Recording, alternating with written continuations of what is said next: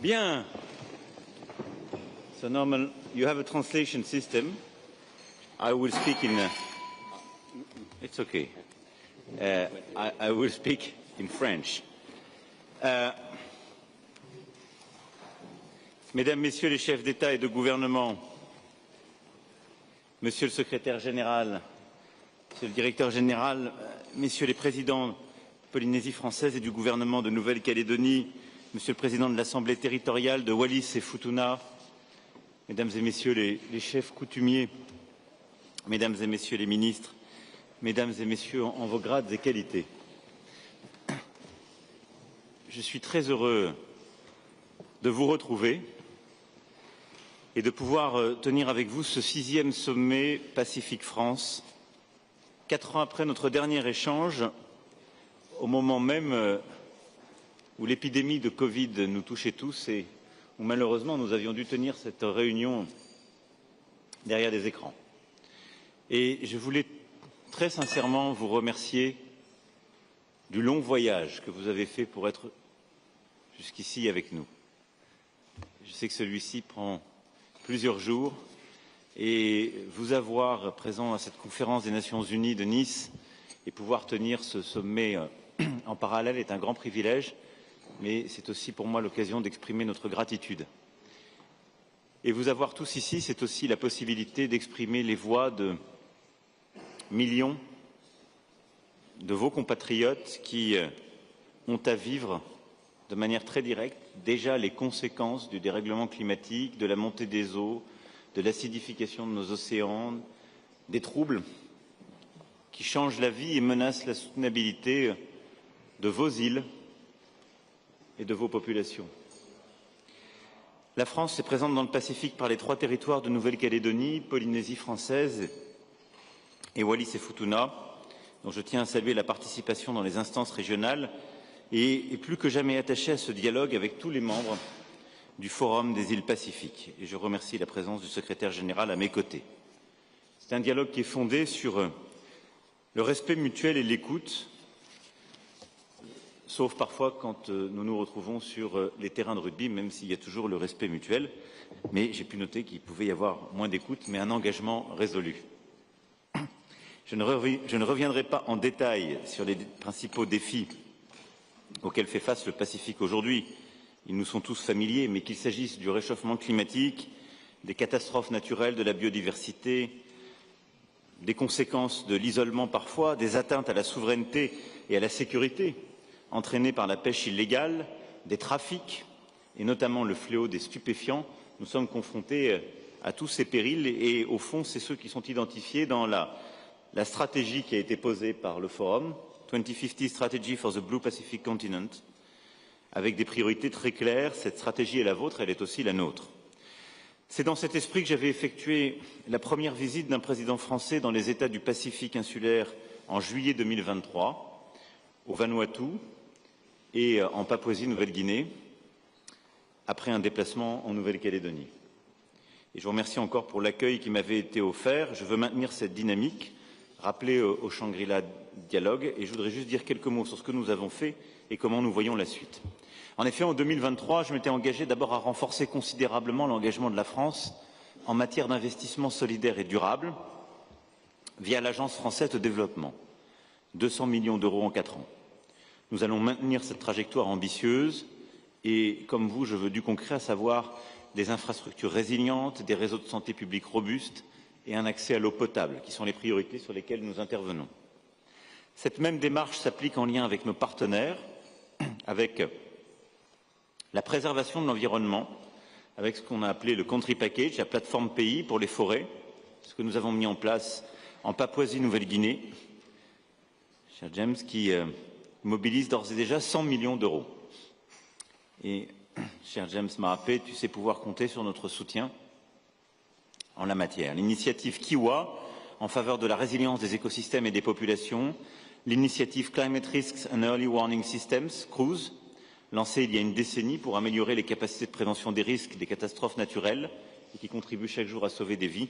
C'est sur ces plateformes et ces initiatives que nous continuerons d'engager des financements à vos côtés.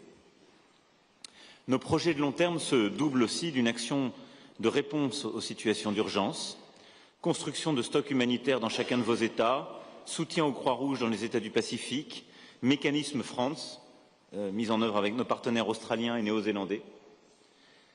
En plus de 30 ans, nous avons conduit dans ce cadre une quarantaine d'opérations, dont la dernière en décembre 2024, en réponse au séisme au Vanuatu, qui a dévasté Port Vila. Nous avons par ailleurs avancé sur le renforcement des capacités des États de la région à assurer leur sécurité et leur souveraineté.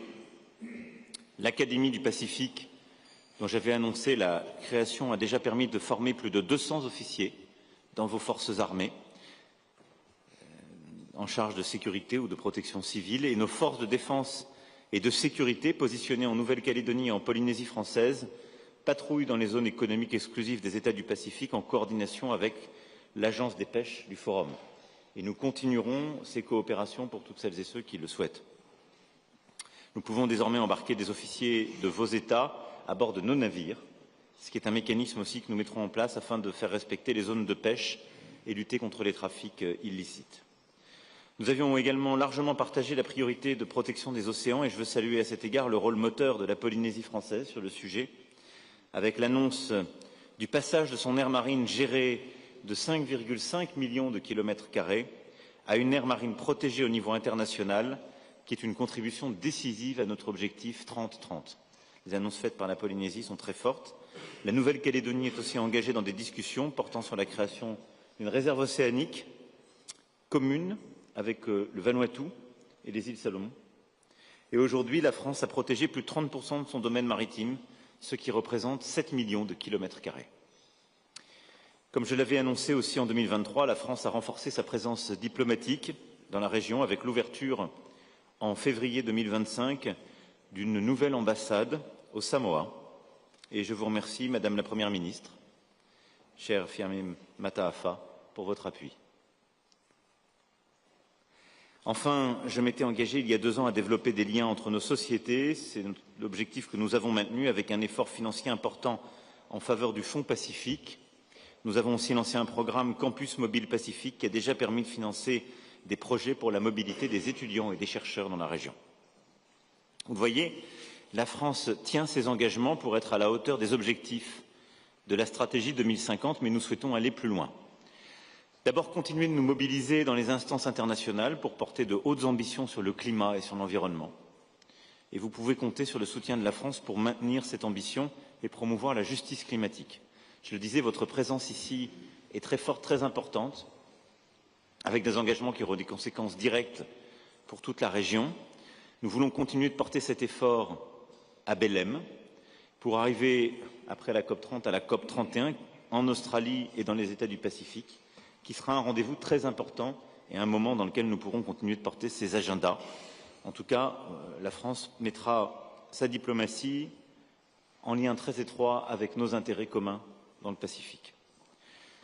Je souhaite également évoquer la décarbonation du transport maritime, qui est un des sujets qui nous lie et qui se situe à la croisée de 2 enjeux majeurs, la connectivité, qui est vitale pour la région, et la lutte contre le changement climatique et le dérèglement.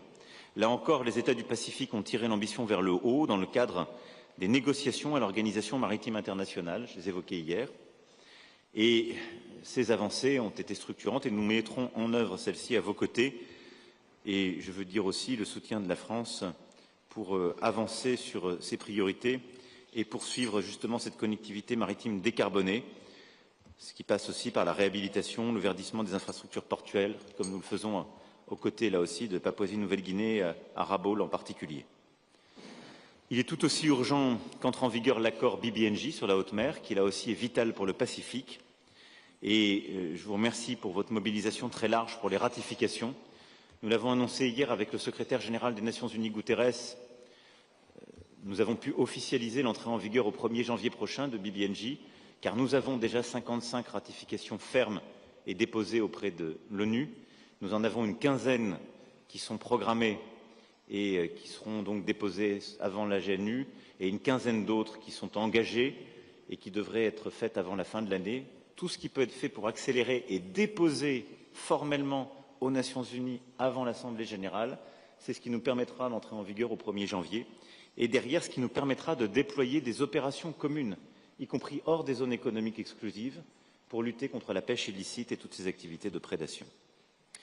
Je souhaite aussi que nous continuions de mobiliser des ressources financières pour promouvoir le développement durable et la lutte contre le changement climatique.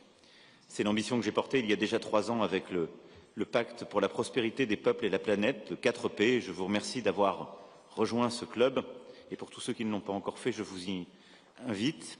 73 États sont rejoints dans cette action commune qui est le 4P, qui nous permet ensemble de nous mobiliser pour améliorer le fonctionnement de la Banque mondiale, du Fonds monétaire international, réformer la gouvernance, mais aussi mobiliser dans le cadre de Finance in Common beaucoup plus de financements multilatéraux et de banques régionaux au service de nos priorités.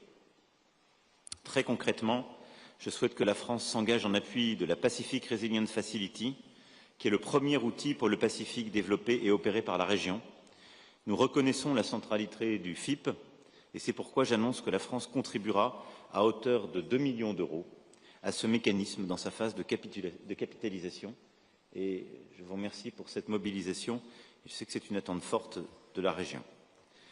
Nous souhaitons aussi mener une action volontariste de connectivité aérienne en encourageant l'ouverture de lignes nouvelles. Et j'appelle de mes vœux la concrétisation prochaine du projet d'ouverture d'une ligne qui desservira les Fidji au départ de la Polynésie française en passant par les îles Cook, les Tonga et les Samoa. De même, les câbles sous-marins de communication qui permettent d'accéder à Internet, aux nouvelles technologies dans leur ensemble sont primordiaux pour assurer les liens entre les États insulaires du Pacifique et leurs partenaires.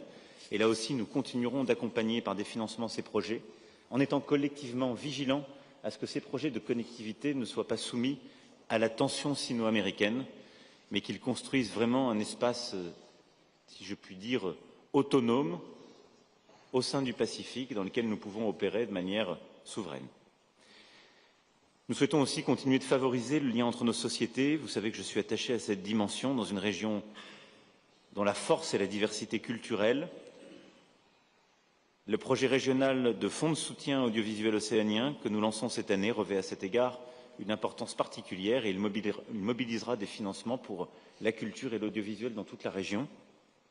Et le sport est aussi un puissant vecteur de rapprochement.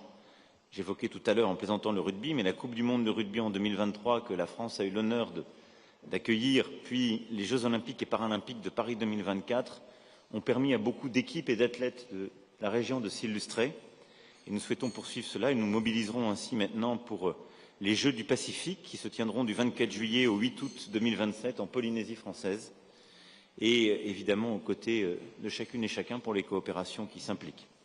Enfin, je souhaite que nous poursuivions aussi les coopérations dans les années qui viennent sur le plan stratégique et militaire, en continuant de faire monter d'un cran l'académie que j'évoquais et en poursuivant les exercices conjoints militaires, qu'ils soient aériens ou maritimes. Parce que ces exercices permettent justement de marquer la souveraineté, l'autonomie de notre région pacifique et la crédibilité commune pour protéger nos zones, lutter contre la pêche illicite, mais aussi apprendre nos armées, nos marines, nos aviations à travailler ensemble. Un tout dernier mot sur la Nouvelle-Calédonie pour dire que je sais combien vous avez pu être préoccupés par les événements qui ont déstabilisé la Nouvelle-Calédonie il y a 1 an. Je veux ici vous dire, et je le dis en présence du président du gouvernement de Nouvelle-Calédonie, que je remercie pour son engagement, et on a ici beaucoup et de parlementaires, et la présidente aussi de l'Assemblée. L'État français, d'abord, a respecté ses engagements pris il y a des décennies en organisant ces dernières années 3 référendums avec des observateurs des Nations Unies qui ont été validés et constatés. 3 référendums qui étaient prévus par les processus que nous avions pensés dans les années 80 et 90. Ceux-ci ont permis une expression de maintien dans la République française. Mais il y a 1 an, une violence s'est déchaînée, qui a eu plusieurs déclencheurs, je n'y étendrai pas ici, mais que nous avons prise très au sérieux. L'État français s'est fixé pour priorité la reconstruction du territoire avec la mobilisation à ce jour de plus de 3 milliards d'euros. 3 milliards d'euros. Et nous n'avons ménagé avec le gouvernement, en particulier le ministre d'État, que je remercie, aucun effort pour le retour du dialogue entre toutes les parties. Un très gros travail a été fait ces derniers mois en lien avec tous les élus et nous tiendrons dans les prochaines semaines un sommet à Paris pour pouvoir rassembler toutes les parties prenantes et réussir à projeter, au fond, avoir un projet nouveau. Je le dis avec beaucoup d'humilité, c'est toute la difficulté de ces processus. D'abord, qui prévoient des référendums où on dit oui ou non. Et je dois dire que ni la culture pacifique, ni la culture océanienne ou mélanésienne ne sont totalement faites pour les référendums, en vérité. Ce sont des cultures de concertation où, je dirais, la circularité est plus adaptée à caractère tranché du oui ou non. Mais nous avons hérité de ce processus. On ne refera pas les mêmes erreurs pour la suite. Et ensuite, chacun a été mis un peu face au vide qui était l'absence d'un projet nouveau après ces 3 référendums. Et donc c'est ça que nous sommes en train de bâtir avec beaucoup d'humilité, tous ensemble. Et d'abord, je veux vous dire ici que nous sommes toujours preneurs de conseils. On est tout à fait prêts à avoir vos recommandations. On souhaite aussi qu'il y ait une grande transparence et beaucoup d'explications qui vous soient données quand il y a des inquiétudes dans la région. Donc je vous dis la disponibilité de mon gouvernement et la mienne. Mais on essaie de tenir ce dialogue dans le respect du pluralisme des opinions, des principes de démocratie. Et vraiment, je le dis avec beaucoup d'humilité, on va tout faire pour réussir et je suis confiant. On va le faire dans le respect de toutes et toutes, et pour toutes les Calédoniennes et les Calédoniens, et aussi pour la paix dans la région. Voilà. Donc, je vais ici vous redire notre engagement. C'est aussi le sens de l'accueil à Nouméa de la mission d'information de haut niveau du Forum des îles du Pacifique, qui a donné lieu à des échanges très productifs. Et je veux ici remercier en particulier les leaders de la Troïka qui ont eu à piloter ce travail. Avant de vous passer la parole, je voudrais souligner à quel point la France est attachée à l'unité, à la stabilité de la région, au cœur de notre action, et vous redire ici combien je suis sensible au fait que vous soyez présents dans ce vieux palais d'avant même la présence française ici, pour vous dire que tous nos territoires sont marqués d'ailleurs par les aléas de l'histoire. Mais ici, vous voyez, c'était des rois sardes qui étaient présents, puis la République française est venue, et à partir de la fin du XIXe siècle, c'est devenu l'endroit où progressivement l'État fut représenté. Mais vous avoir tous ici est pour nous un immense privilège, et je veux vous redire l'engagement de la France à vos côtés dans la région. Merci pour votre attention. On va maintenant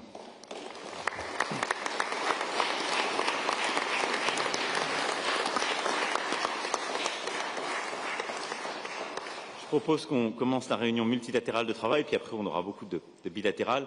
Et je donne la parole à Monsieur le secrétaire général du Forum des îles du Pacifique.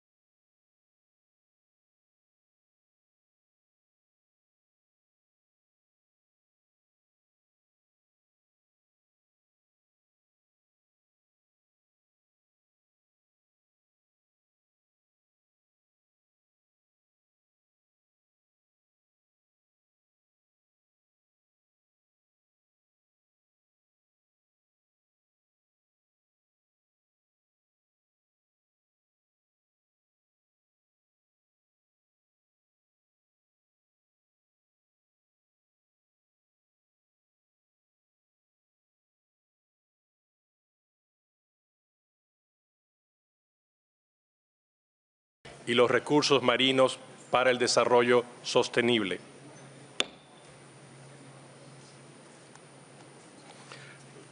La conferencia proseguirá su examen del tema 8 del programa titulado Debate General.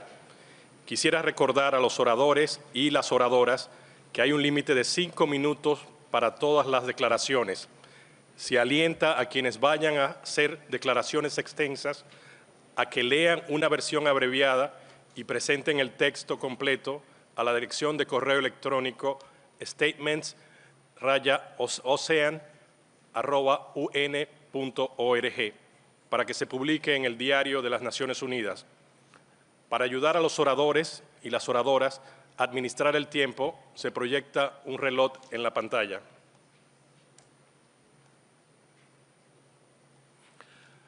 Doy la palabra a la excelentísima señora Zakia Driouch, secretaria de Estado encargada de la pesca marítima de Marruecos.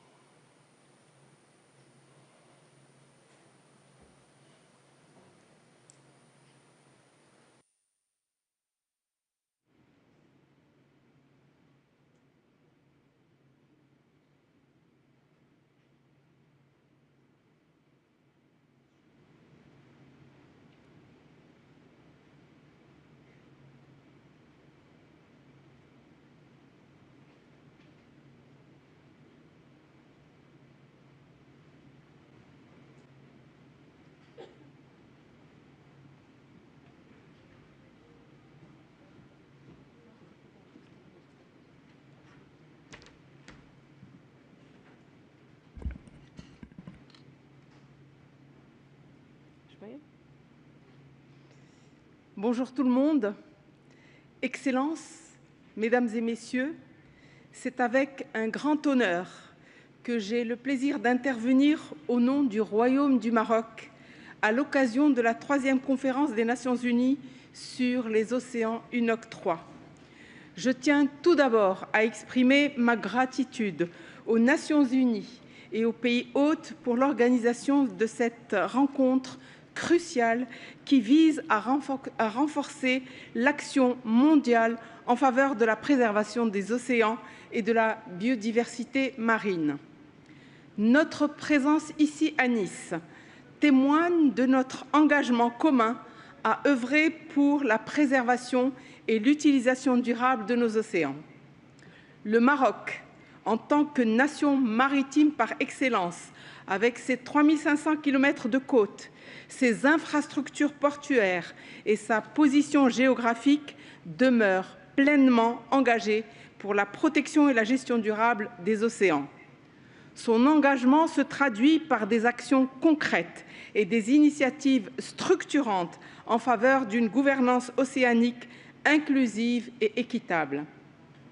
La pollution marine constitue une menace croissante pour nos océans, perturbant les écosystèmes marins et mettant en péril la biodiversité. Le Maroc est résolument engagé à lutter contre ce fléau en adoptant des politiques de gestion des déchets, en réduisant l'utilisation des plastiques à usage unique et en encourageant le recyclage et l'économie circulaire. Par ailleurs, l'élévation du dioxyde de carbone dans l'atmosphère entraîne une acidification des océans et qui fragilise les récifs coralliens et les écosystèmes marins. Le Maroc réaffirme la nécessité d'une action climatique ambitieuse pour limiter ces effets dévastateurs. Nos engagements en matière d'énergie renouvelable et de transition écologique visent à réduire notre empreinte carbone et à protéger la santé de nos océans. Le Royaume du Maroc, Mesdames et Messieurs, sous la vision sage et éclairée de Sa Majesté le Roi Mohammed VI, a fait de la préservation de l'environnement marin un axe stratégique de son développement durable. Conformément aux objectifs du développement durable des Nations Unies et en particulier l'ODD 14, nous avons déployé des efforts substantiels pour protéger et préserver nos écosystèmes marins et côtiers. Le Royaume du Maroc a ainsi mis en place plusieurs aires marines protégées afin de préserver la biodiversité et d'assurer une exploitation durable des ressources halieutiques. Notre pays a adopté une approche intégrée et participative pour gérer ces espaces en impliquant les communautés locales et en s'appuyant sur la recherche et l'innovation.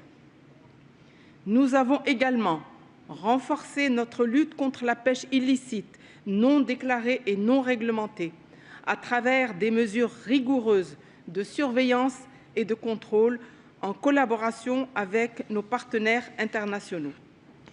Excellences, Mesdames et Messieurs, au-delà des efforts nationaux, nous sommes convaincus que la préservation des océans nécessite une coopération renforcée entre les nations. Dans cette dynamique, Sa Majesté le roi Mohammed VI a lancé l'initiative atlantique, une vision ambitieuse en faveur des pays enclavés du Sahel, leur permettant d'accéder à l'Atlantique à travers un corridor maritime. Cette initiative historique vise à renforcer la coopération sud-sud et à promouvoir un développement économique intégré, garantissant à ces nations un accès stratégique aux opportunités offertes par l'économie bleue. Nous plaidons ainsi pour un cadre de coopération plus inclusive, basé sur le partage des connaissances, le transfert de technologies et la mobilisation des financements innovants. La protection des océans et la promotion d'une économie bleue prospère ne sauraient se faire sans une volonté politique forte et des actions concrètes. Conformément à la vision royale pour l'Atlantique, nous avons initié des actions visant à renforcer la coopération régionale, notamment l'organisation de la Africa Ocean Week en octobre 2024. Cet événement de portée continentale a contribué à fédérer les positions africaines sur les enjeux océaniques à travers la consultation africaine préalable à l'UNOC3, réunissant plus de 30 pays africains, et le Africa Blue Summit. Ces initiatives illustrent la volonté de l'Afrique de prendre en main son destin maritime et de plaider en faveur de solutions adaptées à ces réalités spécifiques. La croissance africaine dépend largement de ces échanges internationaux, réalisés à plus de 90% par voie maritime. Les ports africains assurent l'acheminement des matières premières et des produits manufacturés, ainsi que la valorisation des ressources halieutiques et énergétiques. L'Afrique, en tant que continent largement dépendant de ses ressources maritimes et aquatiques, fait face à des défis multiples, notamment la surexploitation des ressources, l'insuffisance des cadres réglementaires, l'érosion côtière, la pollution croissante et les impacts du changement climatique. Pourtant, ces défis s'accompagnent d'opportunités immenses pour un développement durable basé sur une gouvernance efficace des océans. L'Afrique doit renforcer la coopération entre ses États membres, ses organisations régionales et ses partenaires internationaux pour assurer la résilience de ses écosystèmes marins et côtiers. À cet égard, le renforcement de la recherche scientifique et du partage des données sur les écosystèmes marins africains est un impératif. Investir dans la recherche dirigée par des experts africains est crucial pour garantir des politiques adaptées à nos réalités. De plus, la mise en place de mécanismes de financement climatique spécifiques aux défis marins africains est essentielle pour accompagner l'adaptation des communautés côtières et soutenir une économie bleue durable. L'Afrique plaide également pour une meilleure protection de ses zones maritimes à travers des aires marines protégées bien gérées, garantissant ainsi la conservation de la biodiversité et le maintien des moyens de subsistance des populations. L'intégration des savoirs locaux et des pratiques traditionnelles dans la gestion des océans est une priorité pour assurer une approche inclusive et efficace de la conservation marine.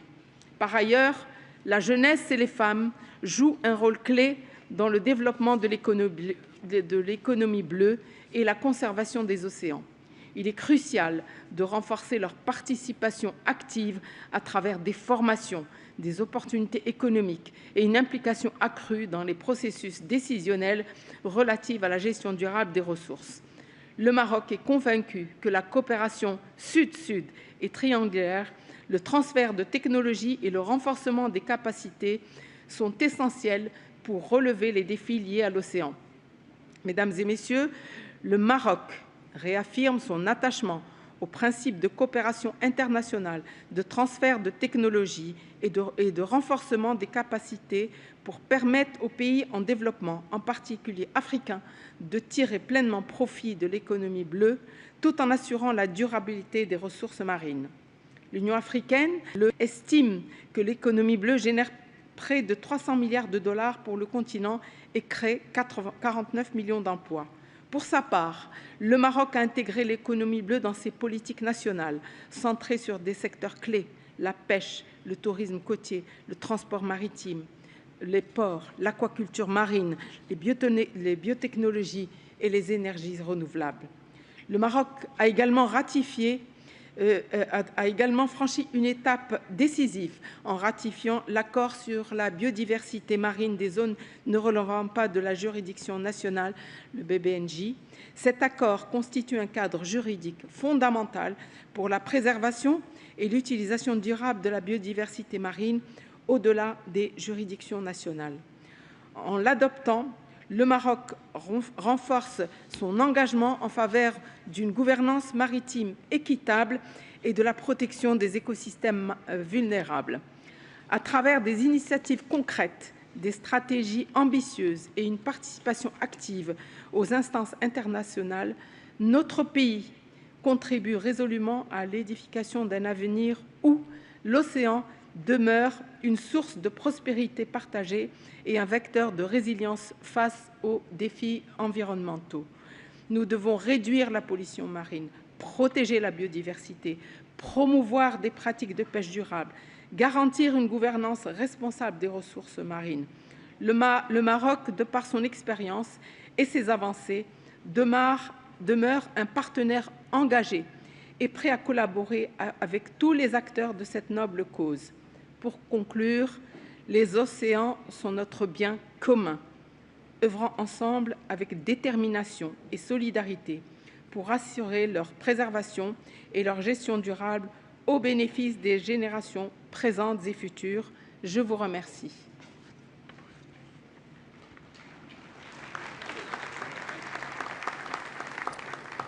Doy las gracias a la Secretaria de Estado encargada de Pesca Marítima de Marruecos.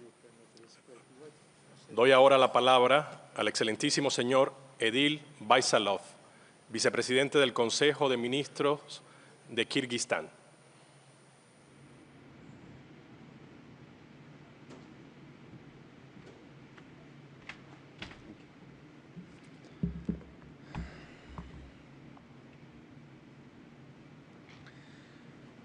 Mr. Chair, distinguished delegates, ladies and gentlemen, allow me, on behalf of the Kyrgyz Republic, to express our sincere appreciation to the governments of France and Costa Rica for convening this important conference and for their generous hospitality. We also commend the efforts of the United Nations in coordinating global dialogue on the sustainable use of the ocean and marine resources. Today, climate change affects every nation, and the Kyrgyz Republic is no exception. Despite being a landlocked country, Kyrgyzstan firmly believes that the preservation of the world's oceans is a shared responsibility of all states. My country expresses its strong solidarity with small island developing states in addressing the challenges of climate change, ocean and air pollution, and in the calls for increased climate financing from developed countries. We also share the common commitment to supporting global initiatives aimed at combating climate change. In this context, we have made the decision to sign the BBNJ High Seas Treaty. The BBNJ agreement reflects a wide range of positions among states, from strong support to cautious criticism. This underscores both the complexity and the significance of global governance of marine resources. It is important to note that despite differences in approach, there is a shared objective: the conservation and sustainable use of marine biodiversity. Achieving this goal will require continued effort and enhanced international cooperation.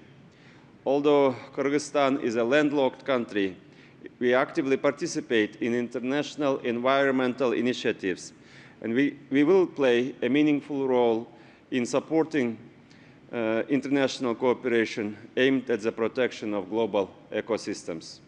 The ocean is inseparable and most vital for all of our natural ecosystems. Rivers that sustain marine and coastal ecosystems originate in the mountains. Therefore, the protection of mountain ecosystems and the sustainable management of watersheds are directly linked to the goals of also this conference. Under the leadership of His Excellency, President Sadyr Japarov, the Kyrgyz Republic is taking active steps at the international level to promote the sustainable development of mountain regions, which are equally vulnerable to the impacts of climate change, biodiversity loss, and water scarcity. Allow me to highlight several key initiatives of Kyrgyzstan and fellow mountainous countries. At the initiative of Kyrgyzstan, the United Nations General Assembly proclaimed 2022 as the International Year of Sustainable Mountain Development and declared the 5 years of action for the development of mountain regions, 2023 to 2027, which will culminate in the second Global Mountain Summit to be held in 2027 in Bishkek, the capital of Kyrgyzstan, 25 years after the first Mountain Summit. On behalf of the government of the Kyrgyz Republic, I invite you all to participate in this Mountain Summit and contribute to the sustainable development of mountain regions. The elaboration of a global action plan for the 5 years of action for the development of mountain regions, which outlines concrete recommendations and mechanisms for integrating mountain issues into the implementation of the Sustainable Development Goals, including SDG 6, water, SDG 13, climate, SDG 15, ecosystems, and of course, SDG 14, oceans. We are also working on the advancement of an initiative to include the international dialogue on mountains and climate on the agenda of the United Nations climate change conferences. In 2021, the 75th session of the United Nations General Assembly adopted a resolution at the initiative of our country entitled "Nature Knows No Borders: Transboundary Cooperation as a Key Factor for the Conservation and Sustainable Use of Biodiversity." In December 2024, the United Nations General Assembly proclaimed the International Day of the Snow Leopard on behalf of the 12 range states of this unique species. Distinguished friends, we are faced today with a troubling paradox. Global military expenditures are rising year after year, while the world's poorest and most vulnerable countries continue to suffer from a critical lack of resources for their development and survival. The challenges before us are unprecedented: global climate catastrophe, which is looming, economic inequality dividing nations and continents, and ongoing military conflicts that shatter hopes for a peaceful future. In this context, we believe it is both just and necessary for the global community to place greater emphasis on sustainable development and to uphold the interests of all countries, and including the least developed countries, developing countries, landlocked developing countries, and small island developing states. The choices we make today will determine the future of generations to come. We urgently need to reduce international tensions. Never before have global challenges required such unified and coordinated efforts by the international community. In this turbulent period, we call on all nations to continue supporting the United Nations in its core mission, the maintenance of peace and the prevention of contemporary risks and threats. The Kyrgyz Republic stands ready to support the efforts of the United Nations aimed at building a stable global order and advancing the Sustainable Development Goals. we are committed to making a meaningful contribution to the collective efforts of the international community in these global challenges and threats.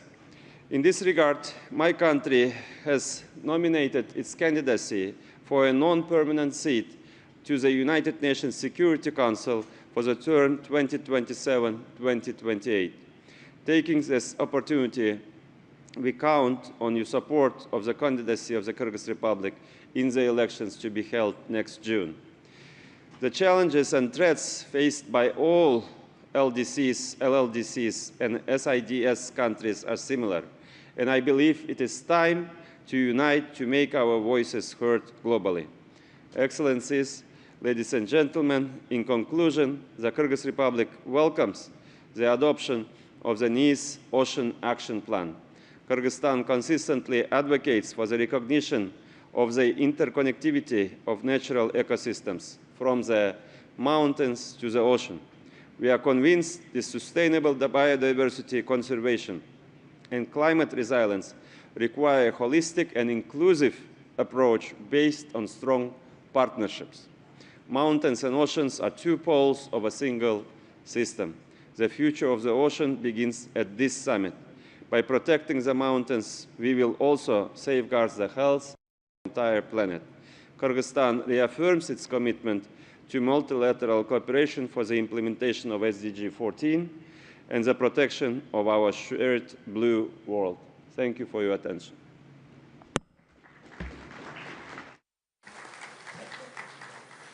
Doy las gracias al vicepresidente del Consejo de Ministros de Kirguistán.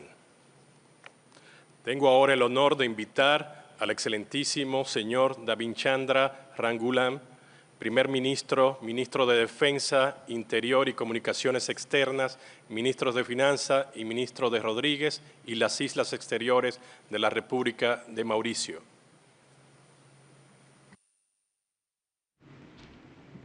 Good morning. Excellencies, distinguished delegates, at the very outset, I wish to thank France and Costa Rica for the leadership in steering this pivotal conference. Under UNCLOS, small island developing states, like Mauritius, often exercise rights over vast maritime zones that far exceed the land masses. Mauritius' exclusive economic zone extends to 2.3 million square kilometers, which is nearly 1,000 times our land area. As large ocean states, SIDS share the responsibility of stewarding marine ecosystems of global significance. Our commitment to protecting these vital ecosystems positions us as essential partners in transformative international action. However, the vulnerability of SIDS, which has been well documented for decades, is now augmented by both internal and external new challenges. On the domestic front, it is sometimes argued that since many SIDS often have no other resource but the ocean, they cannot sacrifice economic development and food security just for the sake of conservation.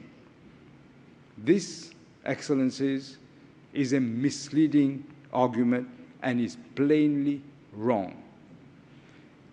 If ocean resources are the only or main resources available to some nations, then unless conservation is built into the development and food security strategies, the medium and long-term interests of the nation will be jeopardized.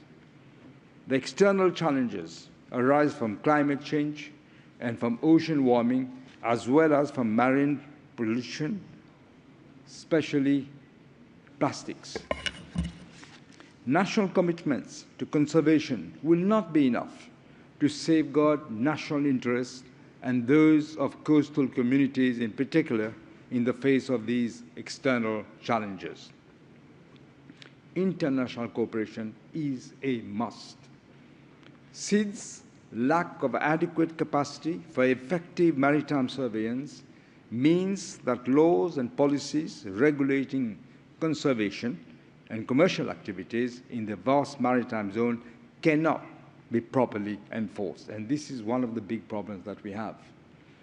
Yet maritime surveillance is an essential component of the global debate on maritime security, and therefore must be accorded our urgent attention. In addition to capacity building, regional and global mechanisms are required for optimizing benefit to small coastal states in conserving and managing their ocean resources. Mauritius has adopted an ambitious strategy to make the ocean economy one of the main pillars of our country's development. We want an integrated approach to all ocean-related activities, both onshore and offshore. This strategy includes a strong conservation component. Mauritius and the United Kingdom have just signed an agreement restoring Mauritian sovereignty over the Chagos archipelago. We are committed to establishing a marine protected area around the archipelago, which has significant, very significant marine ecosystems and biodiversity. And we will solicit the expertise, those who have expertise in this area, from the international arena. Mauritius will also adopt reforms that will enshrine the rights of nature in our constitutional framework. Marine ecosystems transcend all boundaries, demanding a coordinated international responses that harness multilateral institutions for knowledge sharing, for conservation coordination, and for resource mobilization. We call, therefore, for international cooperation in establishing knowledge networks on oceans. And we, in Mauritius, are setting up a faculty on ocean studies, which will contribute to promoting the ocean economy and the need for conservation, especially among SIDS. Mauritius strongly supports international law regulating threats to the environment and the oceans. And therefore, we call for an enhanced cooperation at regional and global levels to conserve ocean resources, both from within national jurisdiction and beyond. We reaffirm our commitment to UNCLOS, the BBNG agreement, and the Pact for the Future as framework for effective global cooperation. We should commend the initiative of the Council of Europe, which has adopted a landmark treaty which defines and criminalizes environmental offenses and provides for prosecution against intentional conduct resulting in environmental disasters, which is tantamount to genocide. Mauritius, therefore, we say that the ocean connects every nation to currents carrying both our shared challenges and collective opportunities. Excellencies, distinguished delegates, the English poet John Donne said, "No man is an island unto itself." Individuals are not isolated, but are part of a larger whole continent. Everyone is part of the continent. The well-being of humanity and indeed our survival depend on community and interaction. We have, therefore, a moral imperative to unite as one global ocean community, committed to urgent and transformative action through strengthened multilateral cooperation for the benefit of all our peoples and for the future of our home, only home that we have, planet Earth. I thank you for your attention. Thank you.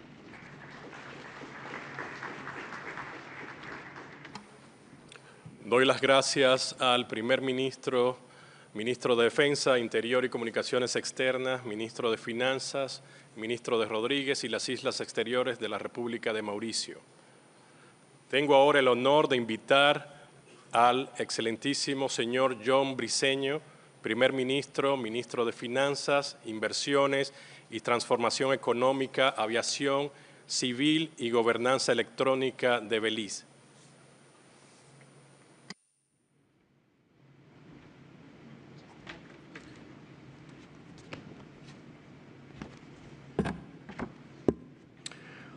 Excellencies, colleagues, on behalf of the people of Belize, I proudly welcome the political declaration, Our Ocean, Our Future, United for Action. In doing so, I reaffirm our deep and enduring commitment to serving as responsible stewards of the ocean. Our ocean is our lifeline.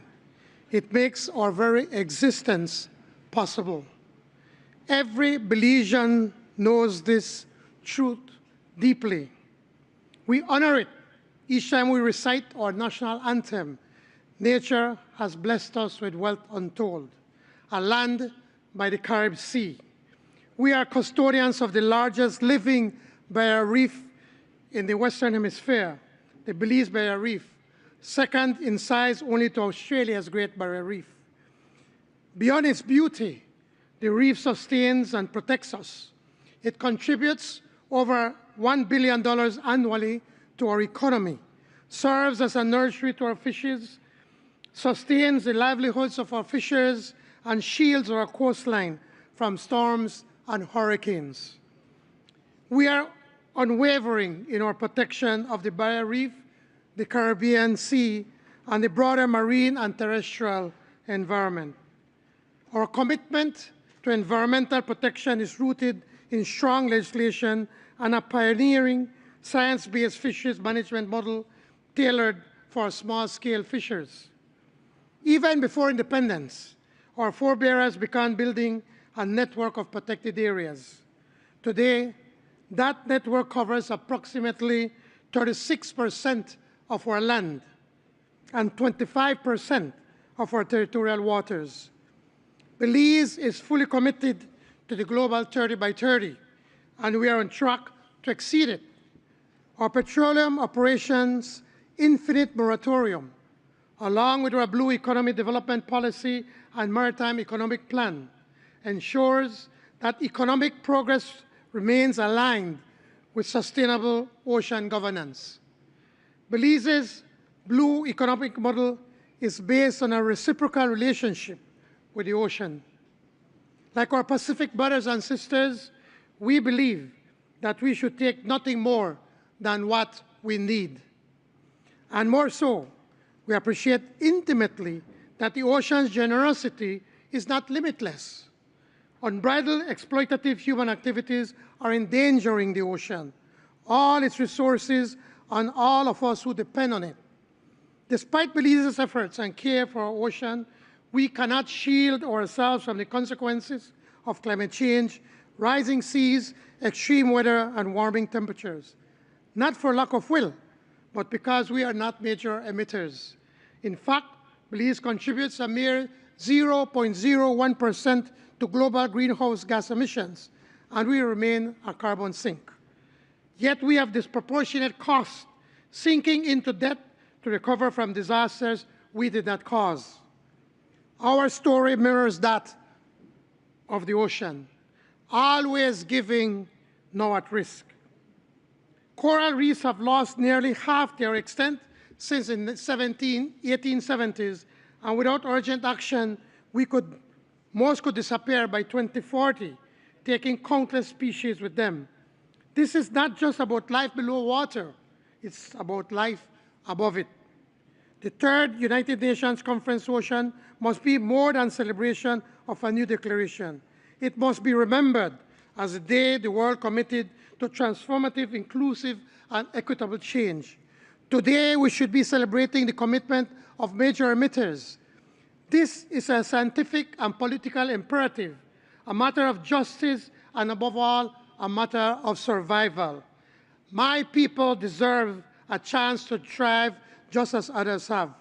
We must work together to achieve the 30 by 30 conservation targets and ensure sustainable use of ocean resources. Change must be deliberate, nature positive, and technically sound. Finally, change must be fair. We all have different capacity. Belize has shown leadership, but our resources are limited. Like other SIDS, we face unique structural challenges. We need tailored support, global support. Today marks another milestone in our global mission to protect the ocean. Let it be our legacy, the moment when the world shows change that makes a lasting difference for our planet and for our people. I thank you.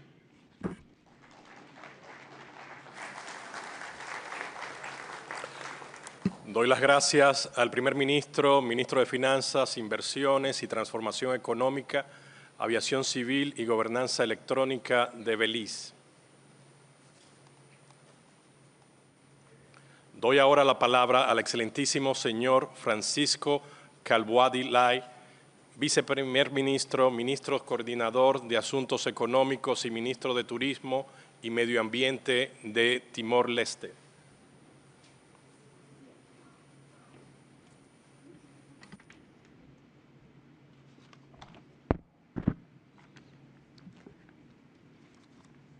Distinguished President and Vice President of the conference, Your Excellency, ladies and gentlemen, it is with great pleasure that I take part in this third United Nations Ocean Conference. On behalf of His Excellency President José Ramos Horta and His Excellency Prime Minister Kairala Xanana Guzmán of the Democratic Republic of Timor-Leste, I would like to thank the United Nations as well as the governments of France and Costa Rica for enabling this conference of shared commitment to our ocean and these marine resources.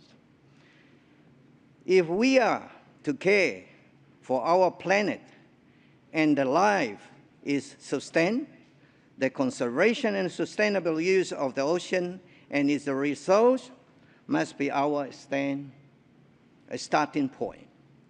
As a small island developing state, Timor-Leste stands at the forefront of both national and international effort to implement Sustainable Development Goal 14, as well as with others SDGs. Timor-Leste is among the country's most effective, and climate change and its multiple impact included rising sea level. We are all aware that urgent collective action is needed for a healthy, productive, and resilient ocean that they guarantee food security, climate stability, and environmental and social balance. However, urgency is words. In words must translate into urgency in action. Mother Nature, like all mothers, does everything she can to ensure the survival and prosperity of her children. We have a responsibility to protect the ocean, our greatest ally in preventing environmental catastrophe before we reach a point of no return. And we have the wisdom, science, and technology to do so. Looking back at the previous session of the Ocean, Biodiversity, and Climate Conference of the parties, we see the important decisions have been taken, yet it is still not enough. More must be done. We must actively oppose national and international policy that prioritize economic growth and immediate returns over sustainability. Timor-Leste, therefore, call for international cooperation growth in the following core principles. Intergenerational justice, ensuring a healthy environment and a sustainable future for the generation to come. Justice between states, recognizing that developing countries are historically responsible for the existential crisis and must lead action and financing for loss and damage that share means to reduce harm and mitigate its effect. It is unjust to demand the same commitment from all countries. Financial justice, freeing vulnerable countries from international financial system that enters disadvantage and from burdensome conditional and aid debate, so they may pursue balanced and equitable development. Timor-Leste aligns with the Coral Triangle region, a global epicenter of marine biodiversity, home to coral, fish, and other marine organisms. Last month, we hosted the Dili International Conference on the Navigating Challenges, Law of the Sea and Maritime Dispute Settlement, bringing together renowned experts from around the world, including the President of the International Tribunal of the Law of the Sea, who was our guest of honor. It was a landmark moment in the history of the law of the sea, because our young and small nation has a story to tell the world, the history of the first event, compulsory conciliation under UNCLOS, which led to the peaceful and ethical negotiation of maritime boundaries with Australia. International stability is essential for the preservation of the both marine and terrestrial environment. The weakening of the multilateral order and growing uncertainty around the application of international law, particularly in the context of maritime dispute, do not foster coordinated and effective action to protect the ocean. Your Excellencies, ladies and gentlemen, in Timor-Leste, despite our significant socio-economic challenges, we are giving growing priority to international ocean governance and to the protection and preservation of the marine environment.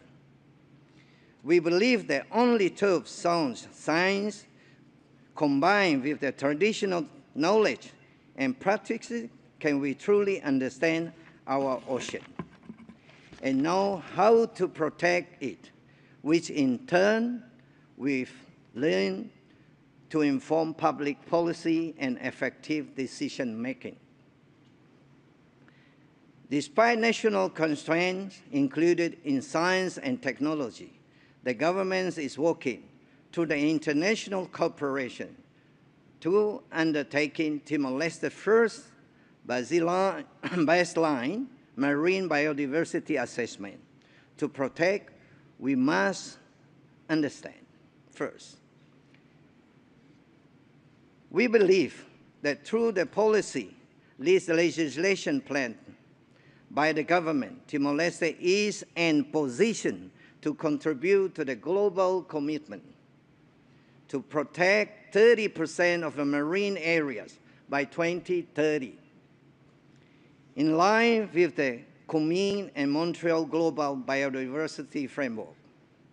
Your Excellency, ladies and gentlemen, since Timor-Leste's independence, the UN mission has been crucial in helping the country manage and protect its marine environment. From the start, UN agencies have worked closely with government, ministries, development partners, and civil society. These partnerships have turned policy into real action on the ground.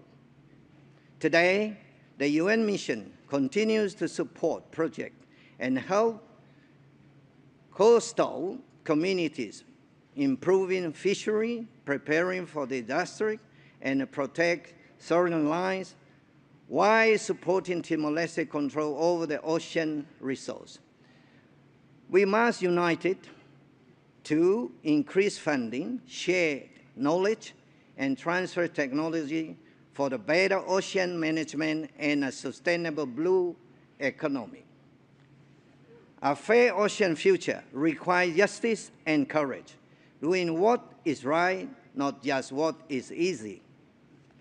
The first step is to focus on the most vulnerable countries, especially small islands, developing states that face the risk of the disappearing, benefit rising seas. They need support to achieve sustainable development goals 14 through the fair transition and respect each nation's abilities and responsibility. Timor-Leste is making progress despite many challenges. But this must be a global effort. Only by protecting our ocean together and fairly can be secure its future. For example, we are currently finalizing our Blue Economic Policy and Action Plan led by His Excellency Prime Minister Xanana Gusmão. Let us all embrace the philosophy of our country. The Prime Minister said, "My sea is my Timor." Hauniatasi, Haunian Timor. As a call to action for a deeper connection, my ocean, my mother nature. May this vision inspiring, united respect, peace and love and responsibility for the heart of our planet. Thank you very much. Thank you.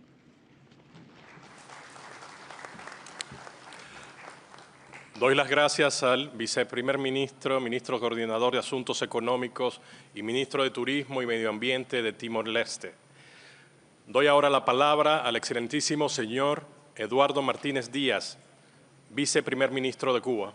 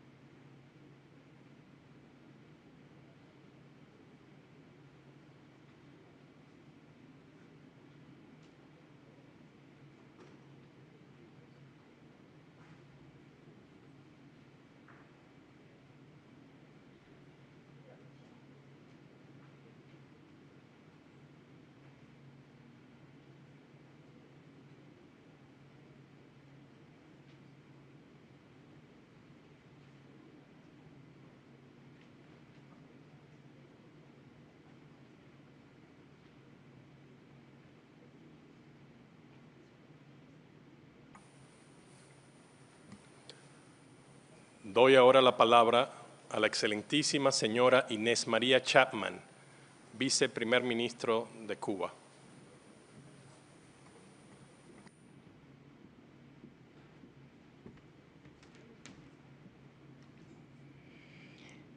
Buenos días. Excelencias, distinguidos jefes de Estado y de Gobierno, delegados, acudimos a esta conferencia de las Naciones Unidas para los Océanos impulsados por la urgencia de movilizar la comunidad internacional para proteger los ecosistemas marinos y fortalecer la gobernanza oceánica. Además de las amenazas antropogénicas, los desafíos para proteger los ecosistemas marinos se intensifican ante la inminencia de la explotación unilateral y no regulada de los recursos minerales situados fuera de las jurisdicciones nacionales, considerando los riesgos ambientales y políticos que conlleva. Hace casi un decenio se aprobó la Agenda 2030 en el marco de la Cumbre de las Naciones Unidas sobre el Desarrollo Sostenible, y la urgencia de acelerar su implementación es más evidente que nunca. A lo largo del periodo interseccional, desde Lisboa hasta Niza, observamos con preocupación el escaso avance global en la implementación del ODS 14, principal instrumento para transformar la conducta humana hacia los océanos y pilar fundamental para el cumplimiento de otros objetivos de desarrollo sostenible. La República de Cuba confía en el multilateralismo como única vía para la solución de los desafíos ambientales, cuyos efectos no se circunscriben a las fronteras nacionales y no guardan proporción con la deuda climática acumulada por cada Estado.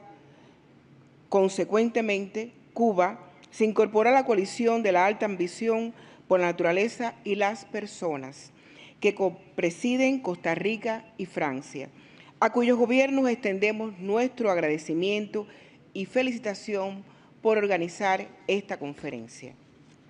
El gobierno cubano reitera su interés en sumarse a la iniciativa internacional para enfrentar el varamiento masivo de sargazos, así como su disposición de trabajar con la iniciativa global Gateway en la Unión Europea. Como presidente de la Comisión del Mar Caribe, Cuba trabaja junto a los Estados miembros de la Asociación de Estados del Caribe para lograr declarar al Mar Caribe como zona especial para el desarrollo sostenible, destacando la necesidad de apoyo internacional que requiere la región. La República de Cuba, como sexto Estado que ratifica el acuerdo relativo a la conservación y el uso sostenible de la diversidad biológica marina de las zonas situadas fuera de la jurisdicción nacional, exhorta a todos los Estados firmantes a intensificar los esfuerzos para su pronta entrada en vigor. Cuba puede exhibir en esta conferencia resultados concretos en la conservación y uso sostenible de la biodiversidad marino costera en su Programa Nacional de Diversidad Biológica hasta el 2030, así como metas tangibles de adaptación al cambio climático plasmadas en su contribución nacionalmente determinada 3.0. Esta contribución actualizó programas de trabajo alineados en la Convención de Diversidad Biológica, la Convención Marco sobre el Cambio Climático y la Meta 3 del Marco Global de Biodiversidad Kunming-Montreal. Sin embargo, el principal obstáculo para la adaptación climática de Cuba es el bloqueo económico, comercial y financiero impuesto por el gobierno de Estados Unidos de América, que impide adquirir equipos modernos y eficientes, obstaculiza la transición hacia las energías renovables, dificulta el financiamiento internacional para proyectos ambientales, restringe insumos para la reconstrucción tras el impacto de eventos climatológicos extremos, comprometiendo gravemente la conservación y recuperación de los ecosistemas marinos costeros. Reafirmamos el compromiso irrevocable de Cuba con la protección de los océanos y la implementación acelerada de la Agenda 2030. Convocamos a todos los aquí reunidos a redoblar esfuerzos colectivos que traduzcan las promesas de Lisboa y Niza en acciones concretas y financiadas. Solo mediante un multilateralismo efectivo, solidario y libre de medidas coercitivas unilaterales podremos garantizar la salud de los océanos y el manejo sostenible de sus recursos, patrimonio común de la humanidad, para los presentes y para futuras generaciones. Muchas gracias.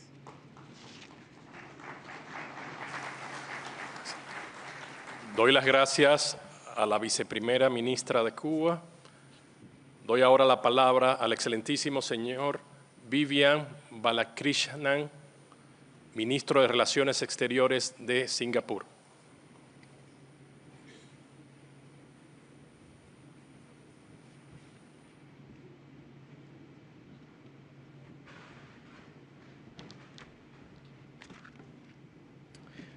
Thank you, Mr. President. Excellencies, distinguished guests, let me begin on behalf of Singapore to thank our co-hosts, France and Costa Rica, led by President Emmanuel Macron and President Rodrigo Chavez Robles, for convening this meeting. Singapore aligns with the statements that have been delivered on behalf of G77, the Association of Small Island States, and the Association of Southeast Asian Nations. The state of our oceans is under severe threat. Rising temperatures, acidification, overfishing, and plastic marine pollution are threatening marine life and the livelihoods of many. As a low-lying coastal city-state, Singapore is at risk due to rising sea levels, the coastal erosion, and the risk of flooding. The theme of this conference, accelerating action and mobilizing all actors to conserve and sustainably use the ocean, is very timely. These challenges demand a multilateral solution, and one that is underpinned by the United Nations Convention on the Law of the Sea. UNCLOS sets out the legal framework within which all activities in the oceans and seas must be carried out. Its drafters had the foresight to draft rules which are clear, explicit, and firm, but also sufficiently flexible to accommodate the ever-evolving challenges confronting ocean governance. The agreement under UNCLOS on the conservation and sustainable use of marine biological diversity of areas beyond national jurisdiction, the BBNJ agreement, is testament to this. It was adopted by consensus under the stewardship of Singapore's Ambassador for International Law, Ms. Rina Lee. The entry into force of this agreement will be crucial to achieve the Sustainable Development Goal 14. Singapore has already ratified this agreement. In fact, we are one of the early countries to do so, and we urge all other countries to do so promptly. In February this year, Singapore hosted the second BBNJ Symposium, which brought together about 450 participants, including government officials, civil society, and academic researchers, to discuss the effective ratification and implementation of the BBNJ agreement. The preparatory commission for this agreement, which was established through collaborative efforts which Singapore had the honor to lead, also commenced its work earlier this year. We look forward to the 60 ratifications which we need for this agreement to come into force.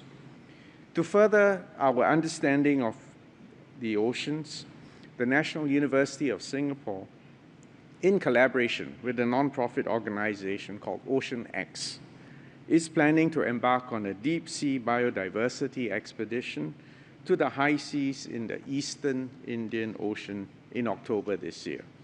This expedition will bring together scientists from our region and especially from other small island developing states and give them an opportunity to document and to survey deep-sea biological material.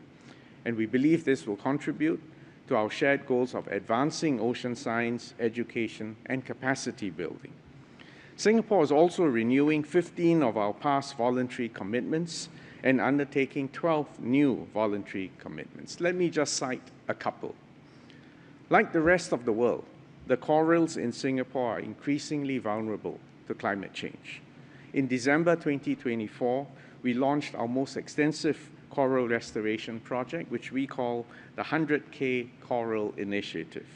And this involves transplanting 100,000 corals in the next decade and beyond.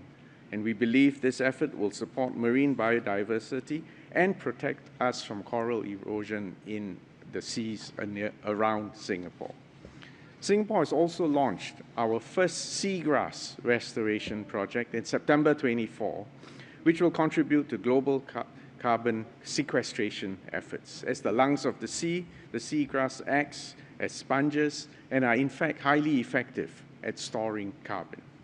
Singapore will also provide capacity building assistance to our fellow developing countries to address ocean-related challenges.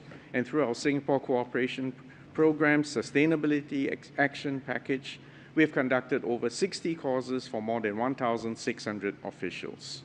Over the next year, we will conduct more of such courses on the state of blue carbon science, policy, finance, and achieving high-quality outcomes. So Singapore commits to work with all our partners to restore the health and to enhance the resilience of our oceans. The choices we make today will define the legacy we leave behind for future generations. Thank you, Excellencies.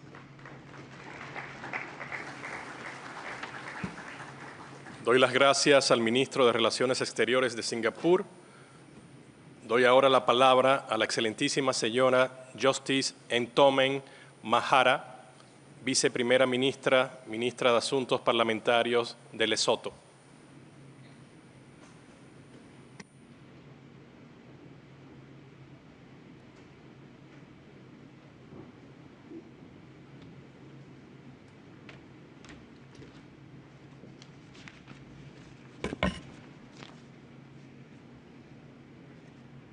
Thank you, Mr. President Emmanuel Macron, the Secretary General of the United Nations, Your Excellencies.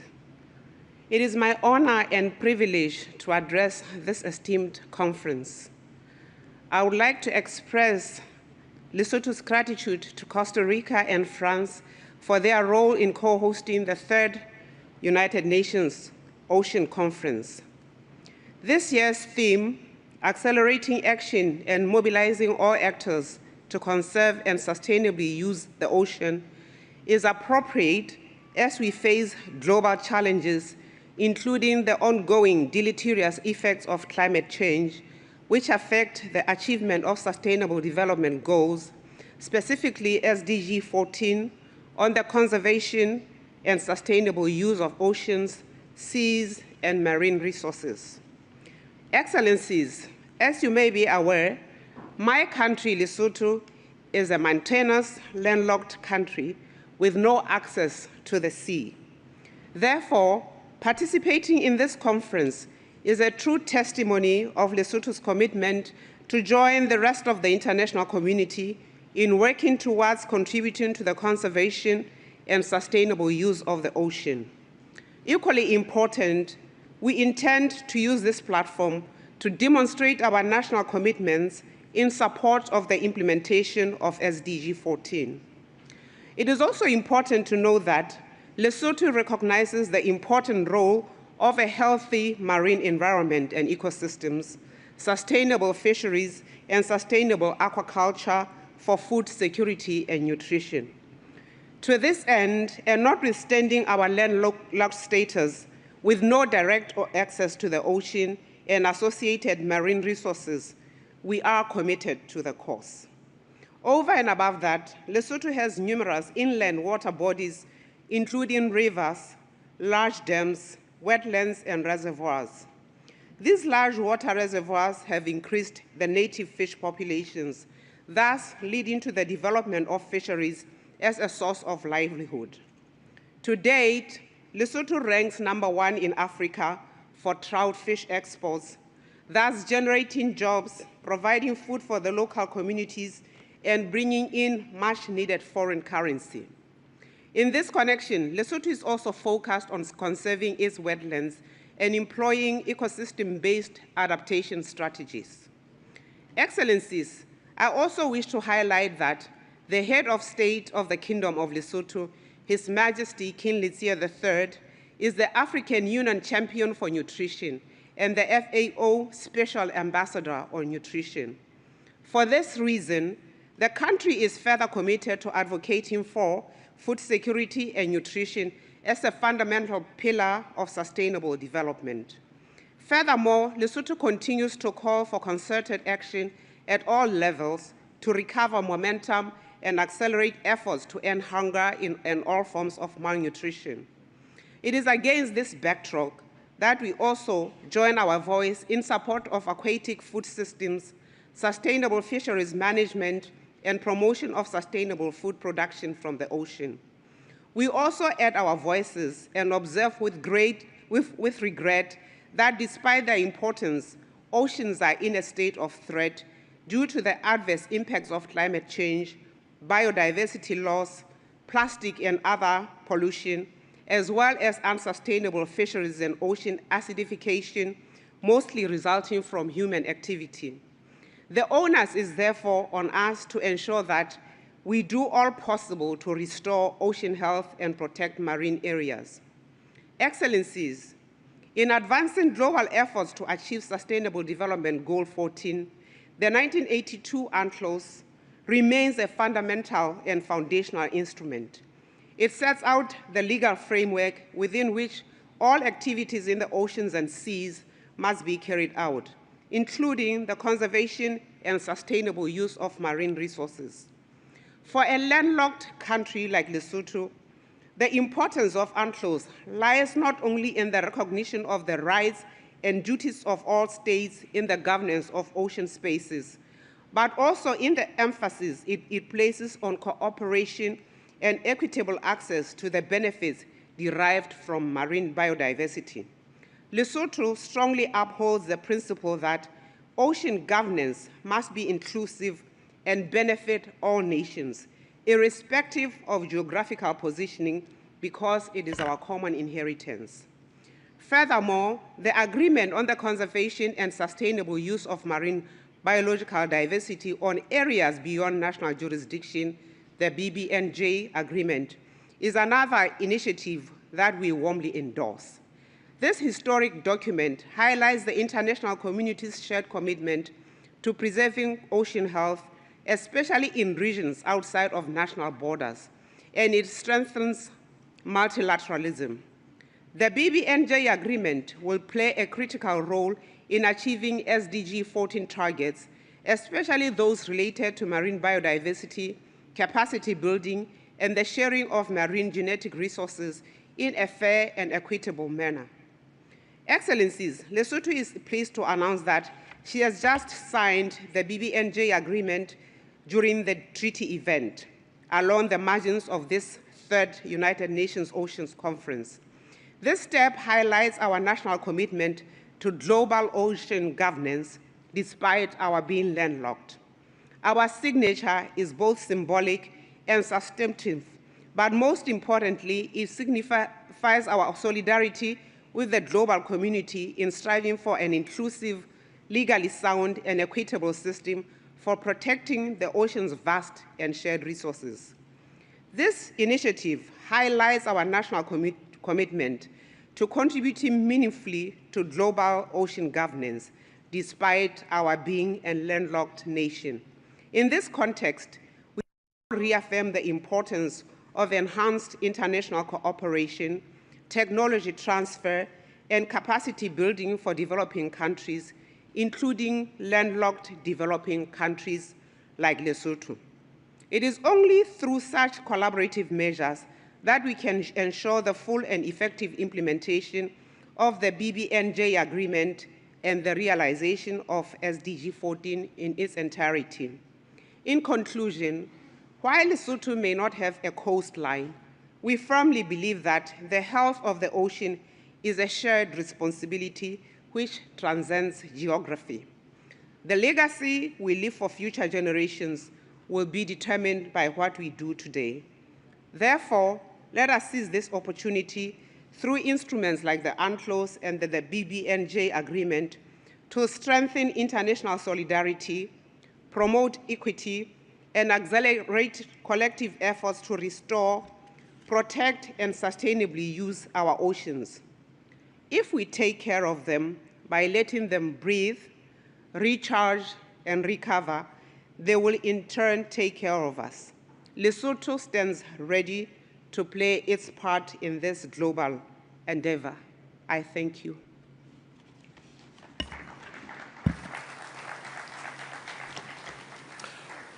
Doy las gracias a la viceprimera ministra y ministra de Asuntos Parlamentarios de Lesoto. Doy ahora la palabra a la excelentísima señora Ana Paula Carvalho, ministra de Medio Ambiente de Angola.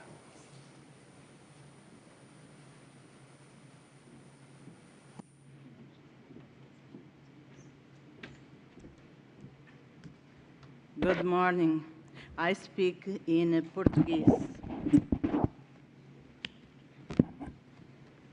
Excelências, distintos delegados, minhas senhoras e meus senhores, permitam-me, antes de mais, transmitir os cumprimentos de Sua Excelência João Manuel Gonçalves Lourenço, Presidente da República de Angola, a Sua Excelência Presidente Emmanuel Macron, bem como a todos os chefes de Estado, chefes de governo e delegações presentes, saudando vivamente o governo francês e o governo da Costa Rica pela excelente organização desta conferência, bem como as autoridades de Nice pela forma hospitaleira como fomos recebidos.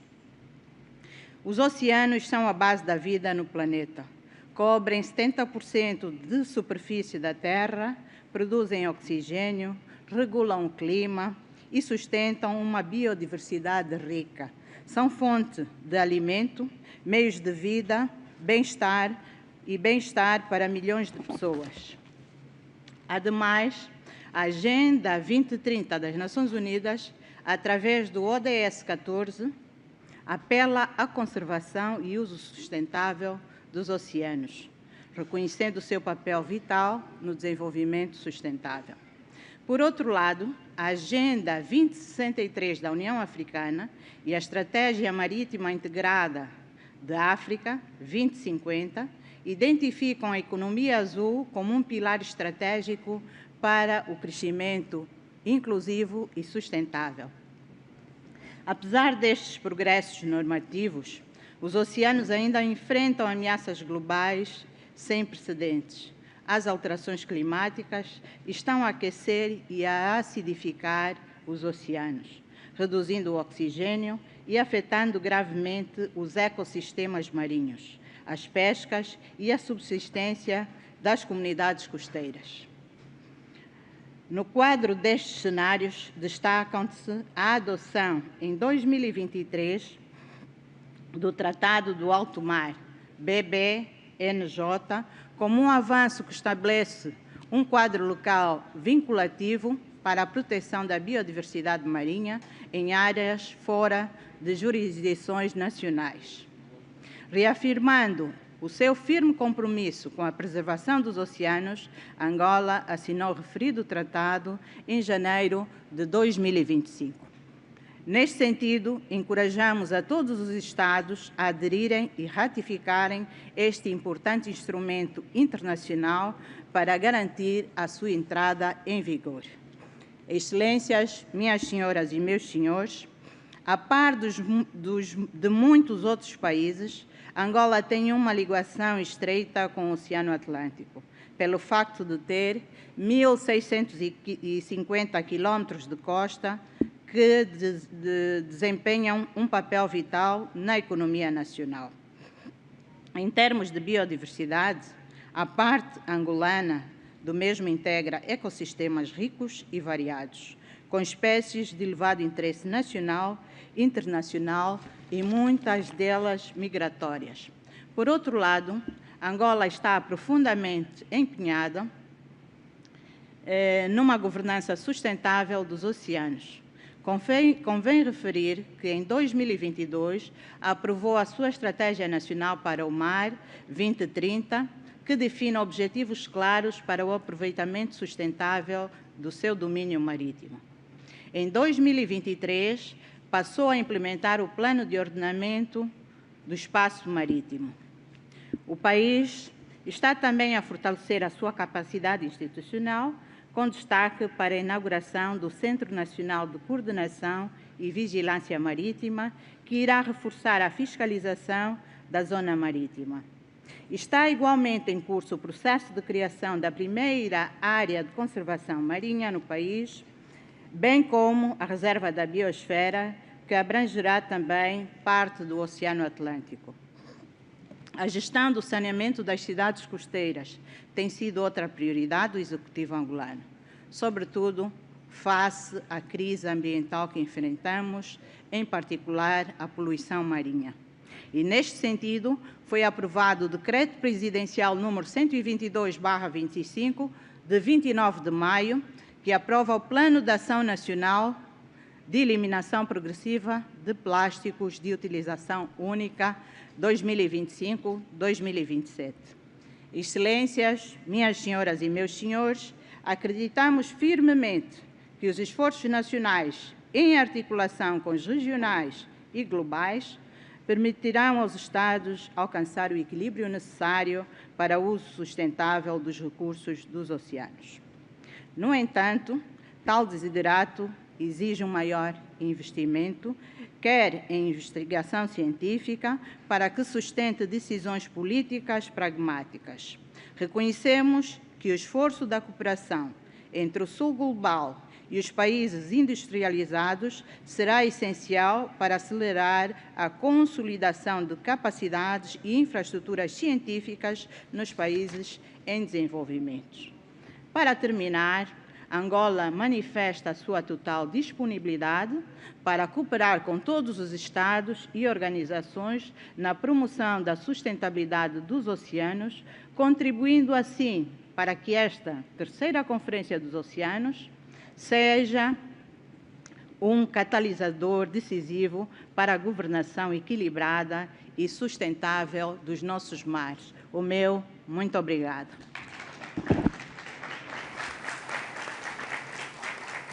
Doy las gracias a la ministra de Medio Ambiente de Angola. Doy ahora la palabra al excelentísimo señor Carsten Schneider, ministro federal de Medio Ambiente, Acción por el Cambio Climático, Protección de la Naturaleza y Seguridad Nuclear de Alemania.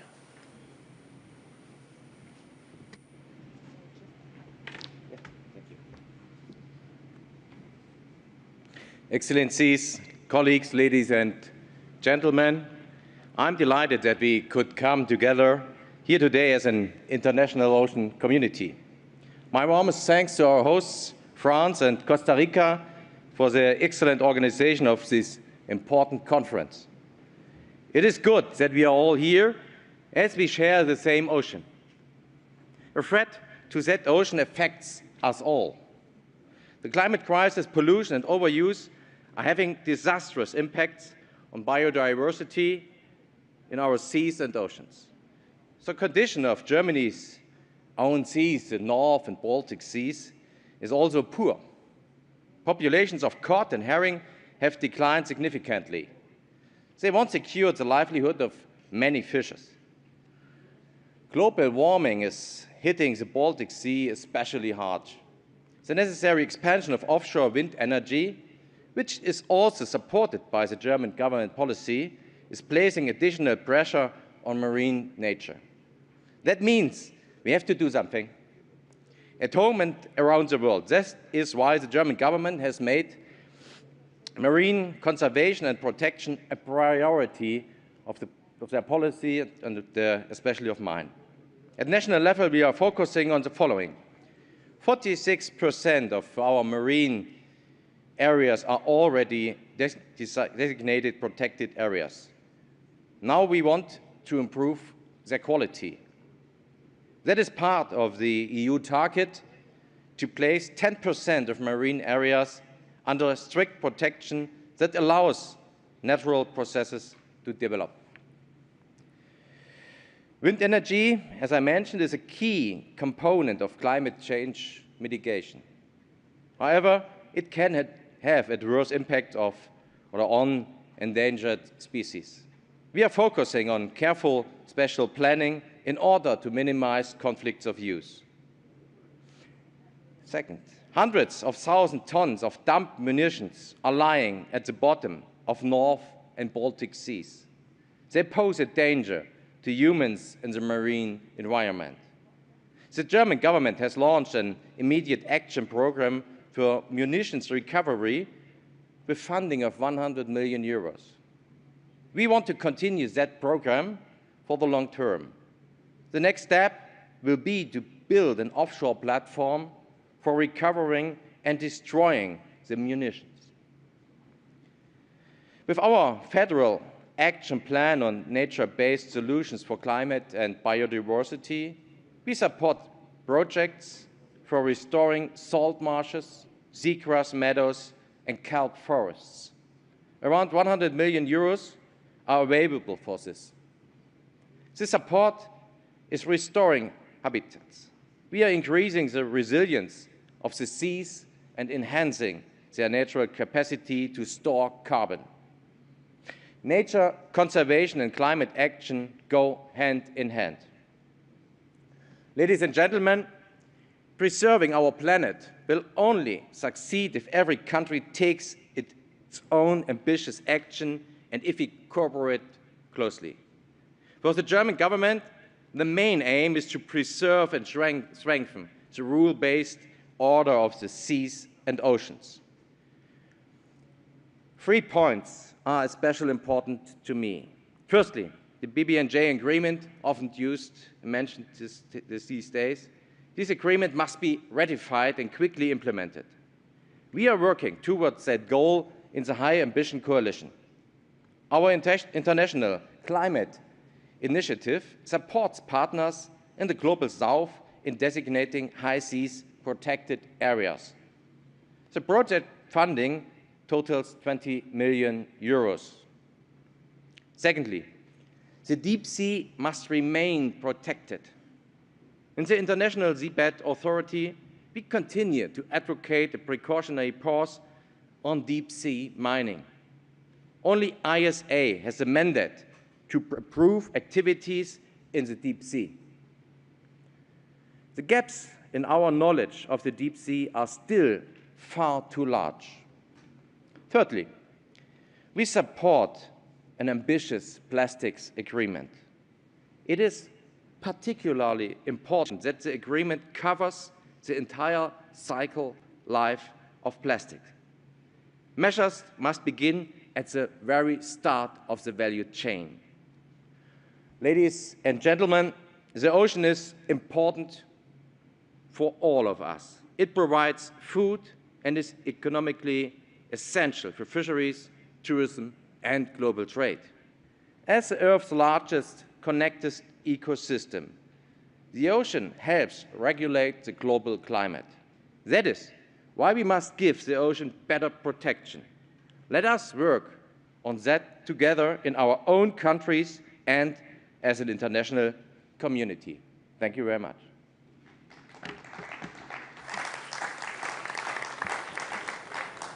Doy las gracias al Ministro Federal de Medio Ambiente, Acción por el Cambio Climático, Protección de la Naturaleza y Seguridad Nuclear de Alemania. Doy ahora la palabra al excelentísimo señor Do-Hyun Kang, Ministro de Océanos y Pesca de la República de Corea.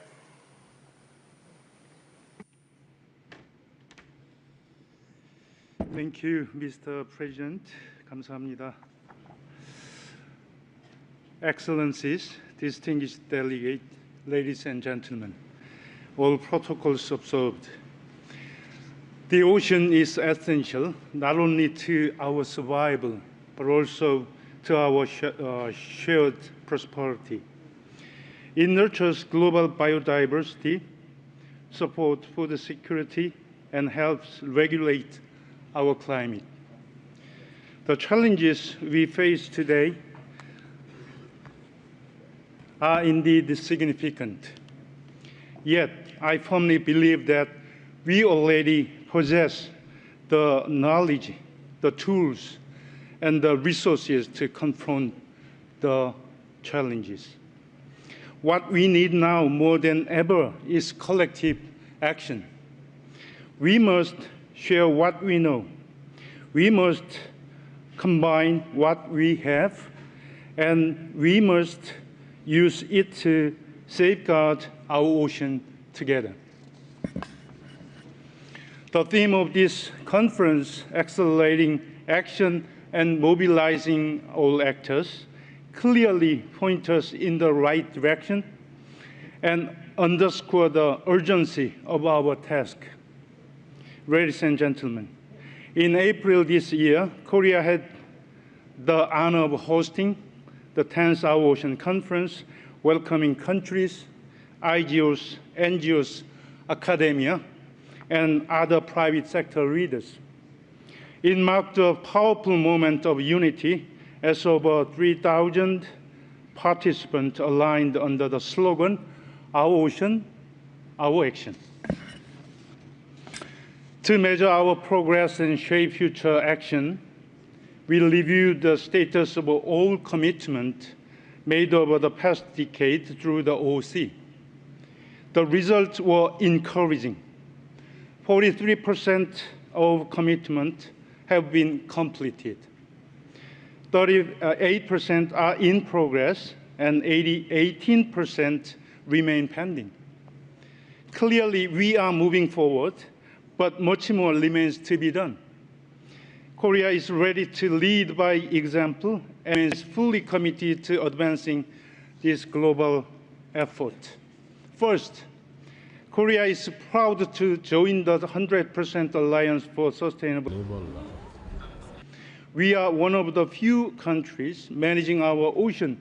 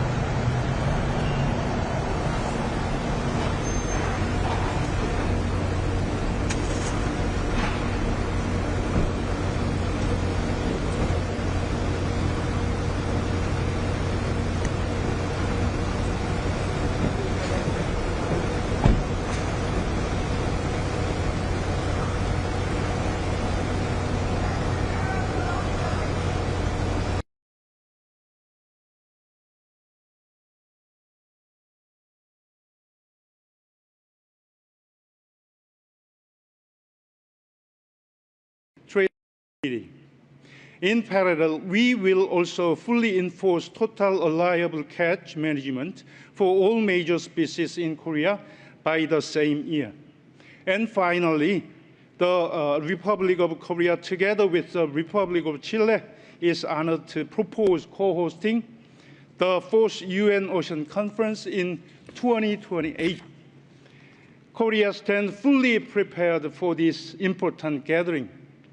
From initiating the APEC ocean-related ministerial meetings to hosting the 10th Our Ocean Conference, Korea has consistently demonstrated its capacity, experience, and unwavering commitment to global ocean action. The Republic of Chile, a global leader in marine protection, is at the forefront of the 100% Alliance for Sustainable Ocean Management. Together, Korea and Chile are ready not only to serve as a co-host, but also as dedicated partners in driving global ocean action for sustainable development. With the 2030 SDG target year fasting approaching, the 4th UN Ocean Conference in 2028 will be a critical milestone, our final chance to galvanize collective action, take stock of our progress, and chart a bold path beyond 2030. We respectfully seek your support for this joint proposal by Korea and Chile to host the 4th UN Ocean Conference. Thank you very much.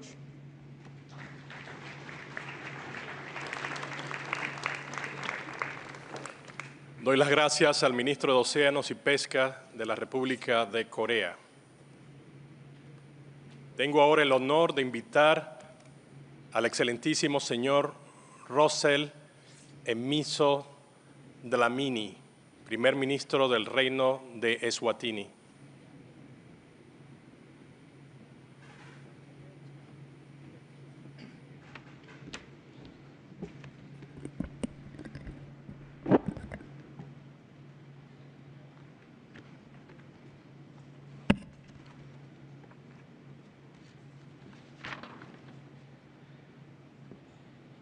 Your Excellency, the Secretary General of the United Nations, Your Excellency, President Emmanuel Macron, Your Excellency, President Rodrigo Chavez, Excellencies, Heads of State and Government, distinguished delegates, ladies and gentlemen, it is with profound honor and humility that I deliver this statement on behalf of His Majesty King Mswati III, the head of state of the Kingdom of Eswatini.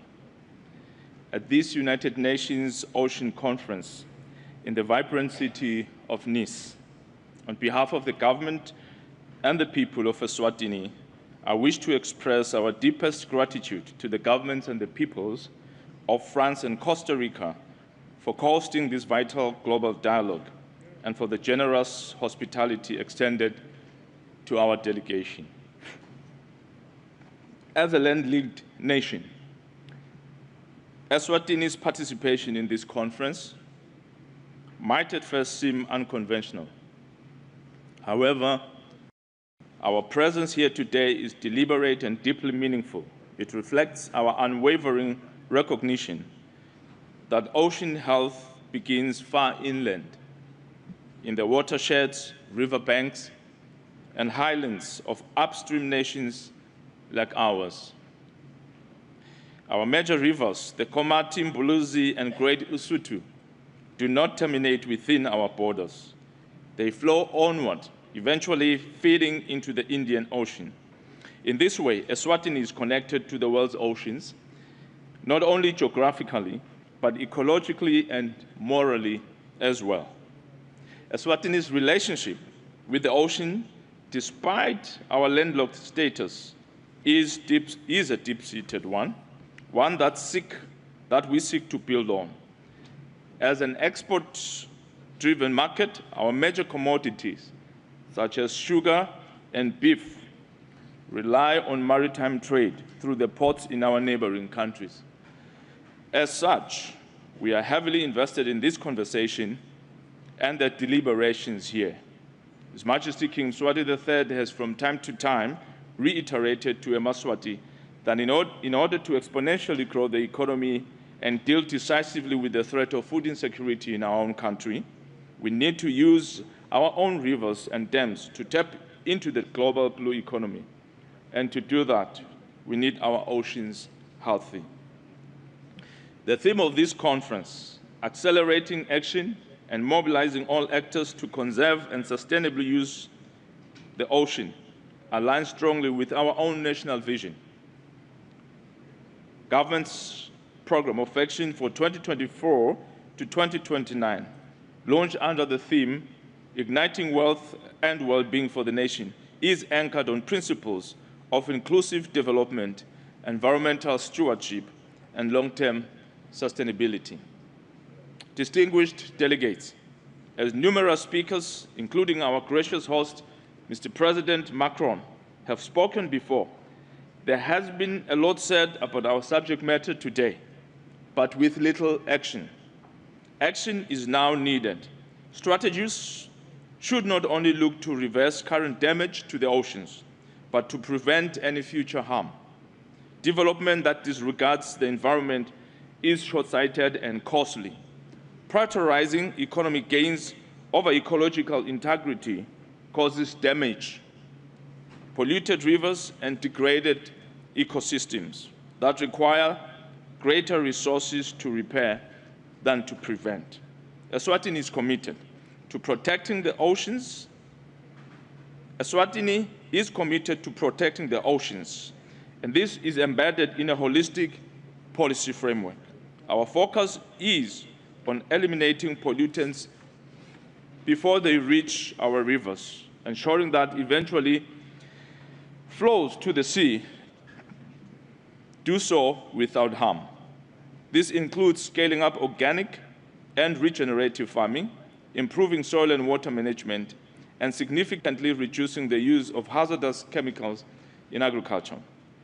We have taken legislative action against single-use plastics and continue to strengthen our national waste management system to better control what enters the waterways. In this light, we support the call for the global and eventual banning of plastics. An integrated strategy is also needed to keep the oceans free from chemicals. Your Excellencies, beyond pollution control, Eswatini recognizes the intrinsic link between ocean health, climate resilience, and biodiversity conservation. Our government's plan of action lays out clear actions to operationalize the national green economy policy and achieve our commitments under the Paris Agreement.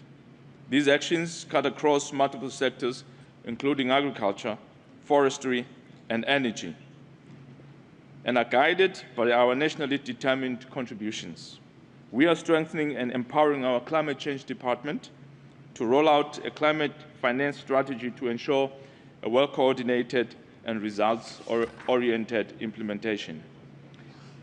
As a less developed country, we have very low industrial pollution.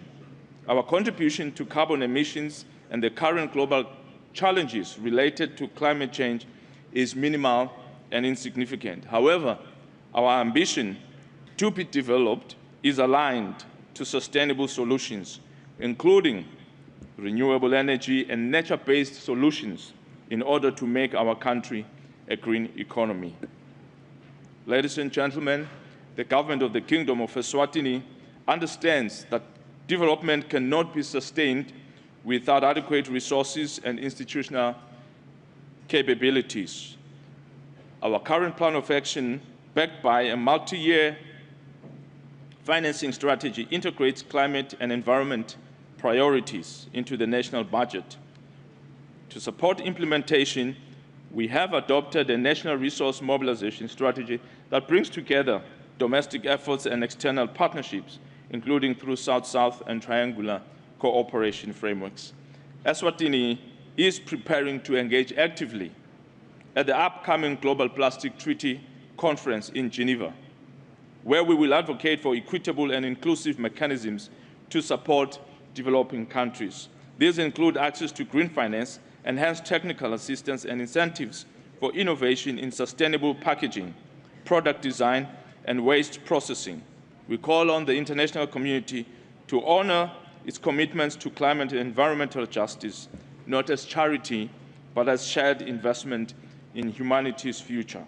We also acknowledge and draw inspiration from the exemplary efforts of our coastal partners, especially Costa Rica. Their leadership in marine diversity, blue carbon strategies, and ocean governance presents invaluable models from which inland and upstream nations can learn. Cooperation between ocean-facing and landlocked countries must become the norm, not the exception. Excellencies, Eswatini's vision for sustainable development is underpinned by values that guide our governance: patriotism, boldness, agility, innovation, excellence, and integrity. These principles are the bedrock of our environmental strategies and define how we engage with our citizens and with the world. In our education system, we are mainstreaming environmental awareness, sustainability thinking, and digital inclusion to prepare future generations for the realities of a changing climate and fragile planet. We are also investing in national communication strategies that keep the public informed and involved in our environmental objectives. Citizens are not merely recipients of policy, but they are co-creators of a national ethos of stewardship and resilience. The success of our program of action depends on this collective consciousness and shared responsibility. In conclusion, I wish to reiterate Eswatini's strong commitment to Sustainable Development Goal number 14 and the broader 2030 agenda. We are deeply grateful to France and Costa Rica for convening this critical platform. Eswatini may be landlocked, but we are not disconnected. Our rivers do not end at our borders, and neither it is our responsibility. We stand ready to work with all nations to ensure that the waters that leave our land carry not only life, but also hope, integrity, and sustainability to the ocean. I thank you.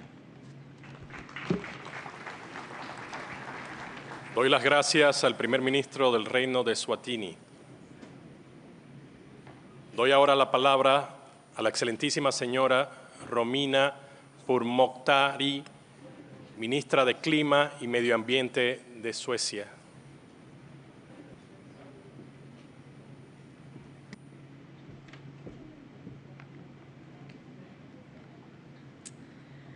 Your Royal Highness, Excellencies, distinguished delegates, friends of the ocean, we extend our sincere gratitude to the governments of France and Costa Rica for hosting the 3rd United Nations Ocean Conference.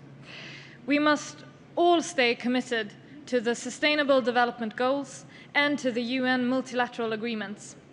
We must all stay committed to effective multilateralism, the respect for international law, and a rules-based international order.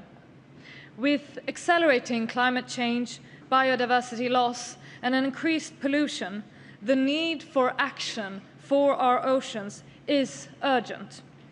An international legally binding instrument on plastic pollution based on the full life cycle of plastic must be reached. And I'm proud to announce that the Swedish Parliament has adopted the government's bill, A Living Sea, Increased Protection, Reduced Eutrophication, and Sustainable Fishing.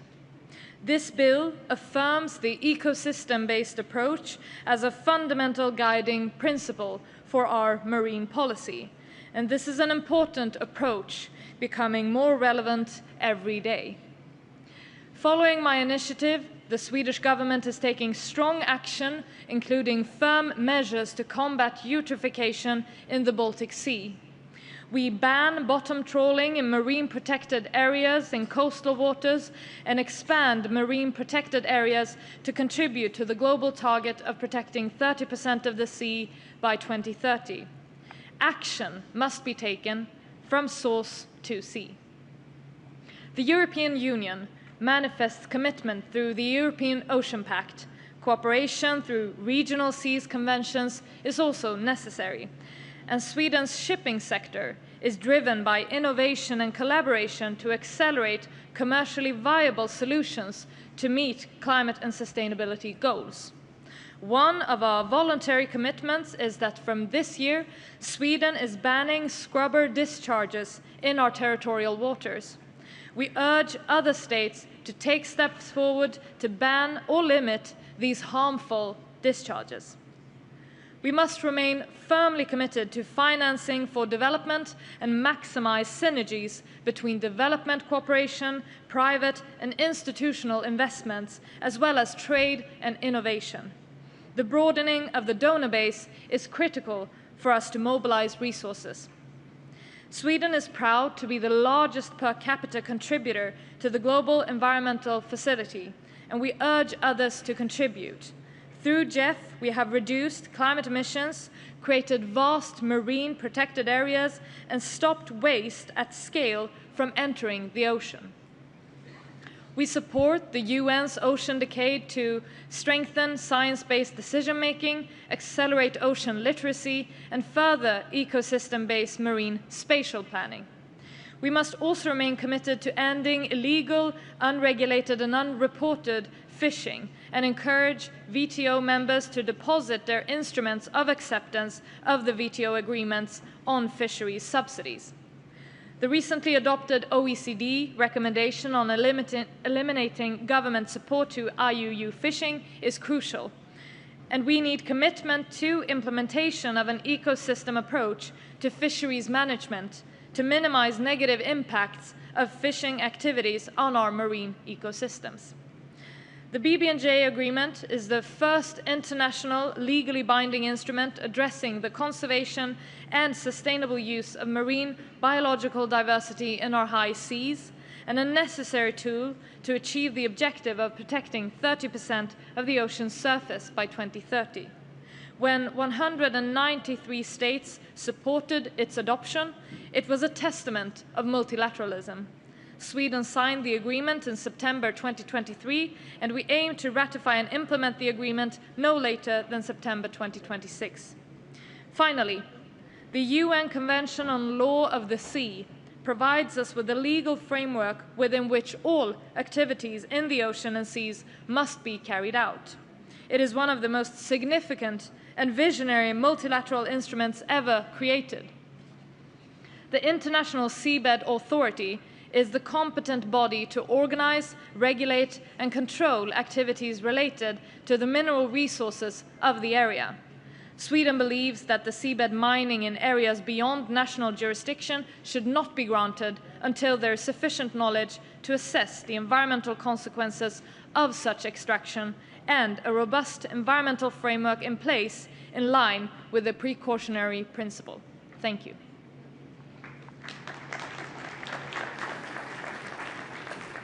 Doy las gracias a la ministra de Clima y Medio Ambiente de Suecia. Doy ahora la palabra al excelentísimo señor David Sungulash-Vili, ministro de Protección Ambiental y Agricultura de Georgia.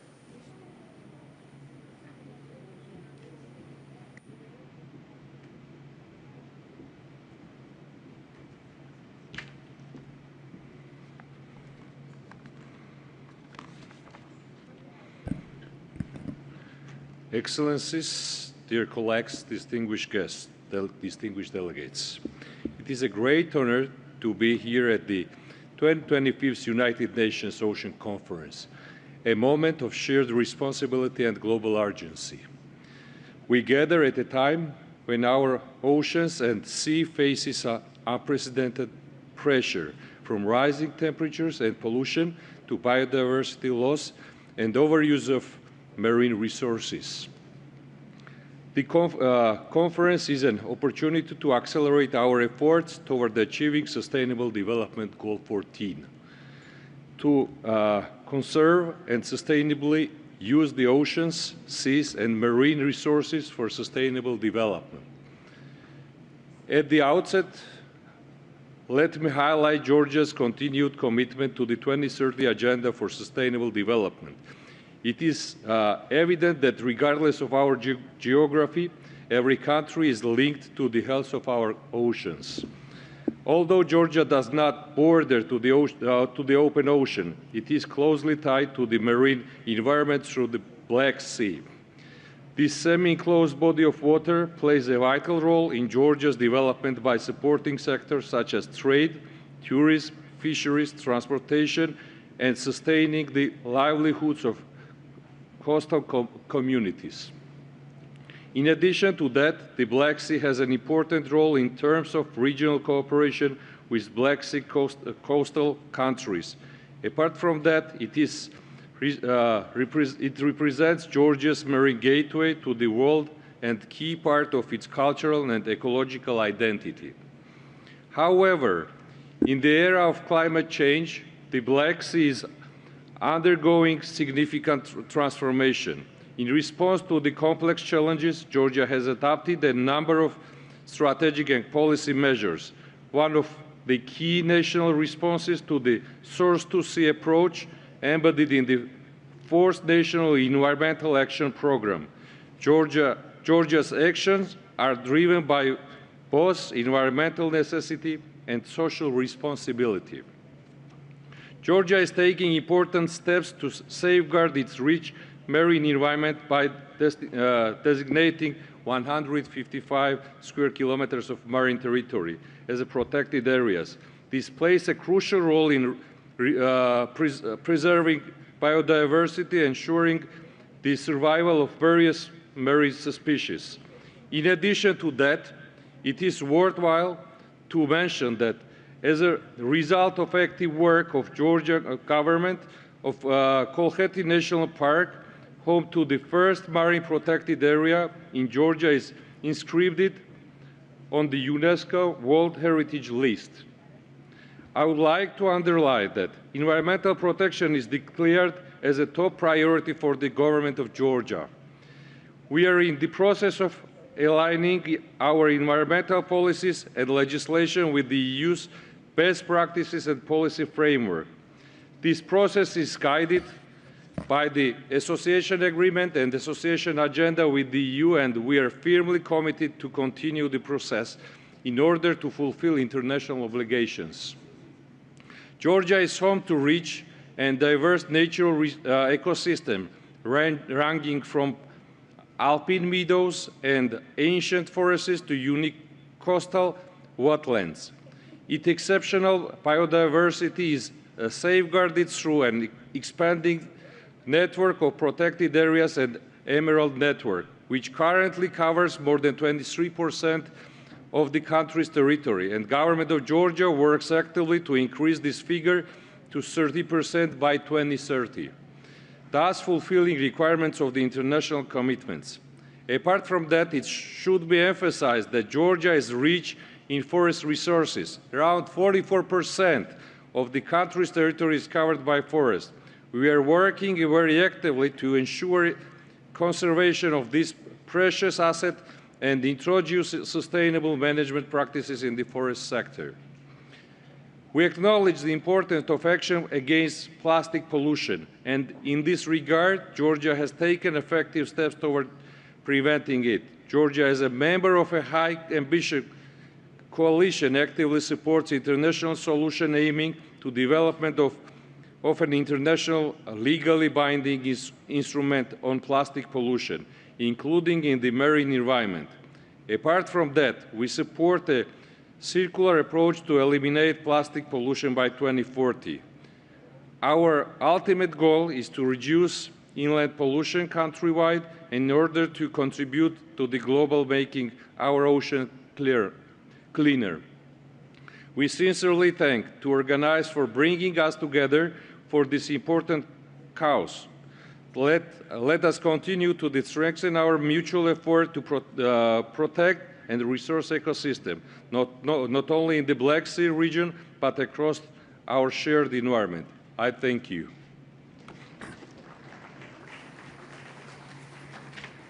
Doy las gracias al ministro de Protección Ambiental y Agricultura de Georgia.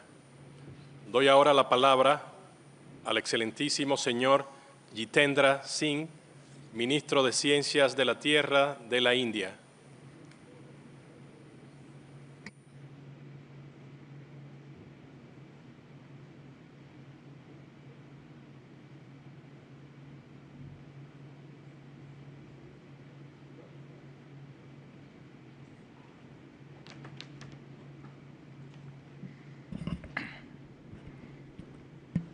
Mr. President, Excellencies, distinguished delegates, ladies and gentlemen. India is honored indeed to address the third United Nations Ocean Conference. With a 11,098 kilometer long coastline, over 1,300 islands, and more than 2.1 million square kilometer of exclusive economic zone, the EEZ, India boasts of a rich maritime heritage, and the ocean is indeed our lifeline. Today, under the leadership of Prime Minister Narendra Modi, I am pleased to reaffirm India's unwavering commitment to the Sustainable Development Goal, the SDG 14. Ladies and gentlemen, since the second United Nations Ocean Conference, India has made significant progress, which is also relevant to the theme of this year's conference, that is, accelerating action and motivating all actors to conserve and sustainably use the ocean. Recognizing the importance of SDG 14, India has initiated several new initiatives, including the Deep Ocean Mission, a pilot project of blue economy. This mission aims to understand and map the biodiversity within our EEZ, and also to develop and implement marine spatial planning, protect and conserve our oceans, and develop technology for ocean exploration and observation. Additionally, it also supports the climate change studies and more than that too. Ladies and gentlemen, India has already signed the Biodiversity Beyond National Jurisdiction Agreement and is currently in the process of ratification. This step underscores our commitment to conserving marine biodiversity in areas beyond national jurisdiction. Dear delegates, the marine pollution, particularly the plastic pollution, remains, as we all know, a global challenge. Our efforts align with the Ocean Action Plan 4, which focuses on preventing marine pollution from land-based sources. We have undertaken numerous awareness campaigns in the recent past along the coast, which, for example, include the Swachh Sagar, Surakshit Sagar. In other words, clean coast and safe sea. This campaign aims to reduce the impact of marine debris on coastal biodiversity and inspires the community to adopt eco-friendly habits and become marine conservation advocates by engaging citizens across all age groups and across all sections. Ladies and gentlemen, I am pleased to report that under the leadership of Prime Minister Narendra Modi, India has taken a proactive stance in championing numerous ocean-related initiatives. These include the Pradhan Mantri Matsya Sampada Yojana, which aims to modernize the fisheries sector. The Sagarmala program, which focuses on developing and enhancing maritime infrastructure to promote coastal community livelihoods and deep ocean mission.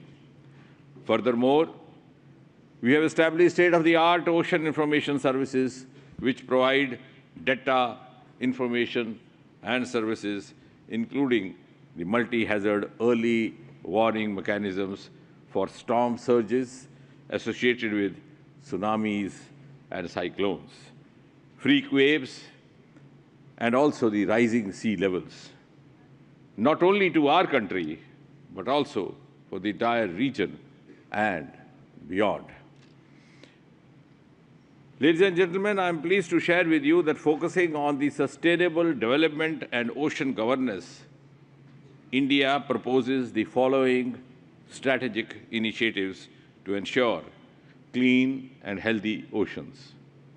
A, advancing marine research and science-based solutions for ocean policy and governance. B, expanding marine protected areas and supporting the Biodiversity Beyond National Jurisdiction Agreement to preserve marine ecosystems. C, reducing marine pollution through effective wastewater management and adoption of circular economy principles. D, enhancing coastal resilience by integrating ocean-based climate solutions to mitigate the impacts of climate change.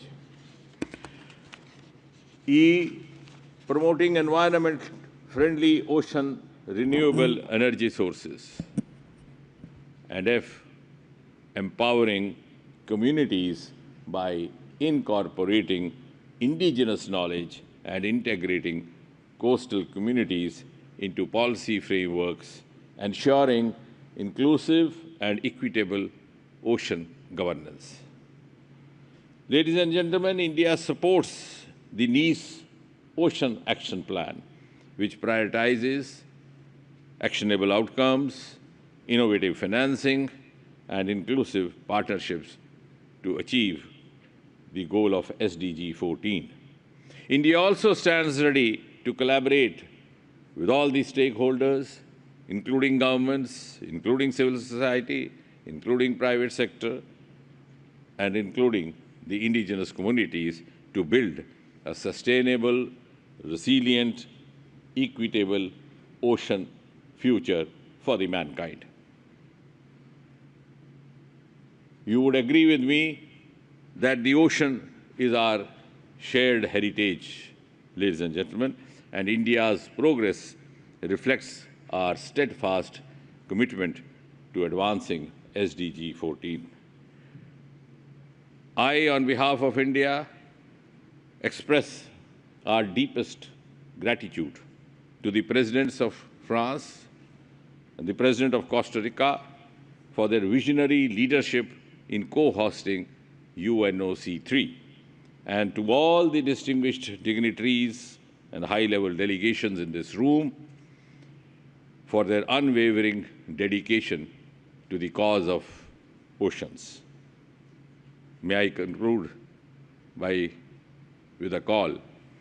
Let us all unite to ensure a sustainable, resilient ocean future. Thank you, ladies and gentlemen.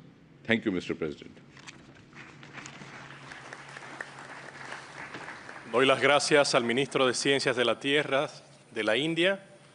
Doy ahora la palabra a la excelentísima señora Marianne Sivertsen-Næss, Ministra de Pesca y Política Oceánica de Noruega.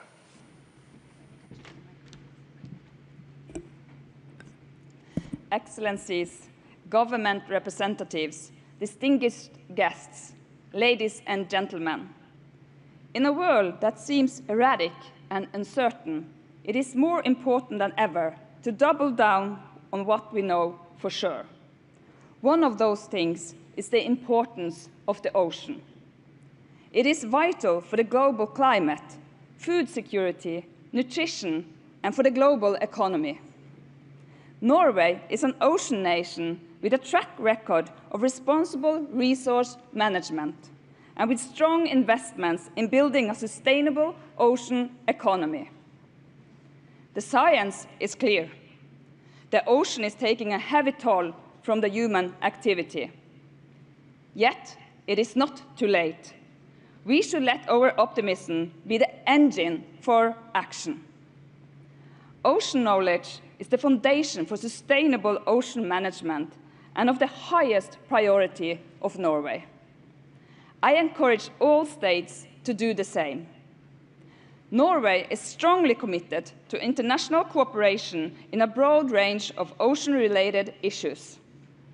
The effective implementation of the United Nations Convention on the Law of the Sea, the Constitution of the Oceans, is crucial. National implementation is of the utmost importance. Together with the Pacific island state of Palau, we are heading the Ocean Panel, committed to sustainably manage 100% of the ocean area under national jurisdiction. We encourage all island and coastal states to join this goal. We also believe in setting an example and leading the way. Our knowledge-based and sustainable management of our fisheries is an example. Norway also actively works to address fisheries crime and is the custodian of the International Minister Declaration against transnational organized crime in the global fishing industry. The declaration is supported by the Blue Justice Initiative, which provides capacity building and satellite surveillance tools to the member countries. Norway welcomes the OECD recommendations on eliminating government support to IUU fishing. We commit to implementing the recommendations, which calls for strong measures to prevent public resources from unintentionally benefiting dishonest actors. These measures will also contribute to the implementations of some of the key disciplines of the 2022 WTO Agreement on Fisheries Subsidies, which we hope will enter into force in the next few months. Let me be clear. The UN is essential for dealing with the challenges related to the ocean. That is why this conference is so indispensable, vital for the progress and pace of all international ocean processes, such as the BBNG agreement. I am proud to say that Norway ratified this agreement last week. There is a great momentum here in this. We need to collectively work for its entry into force and its effective implementation.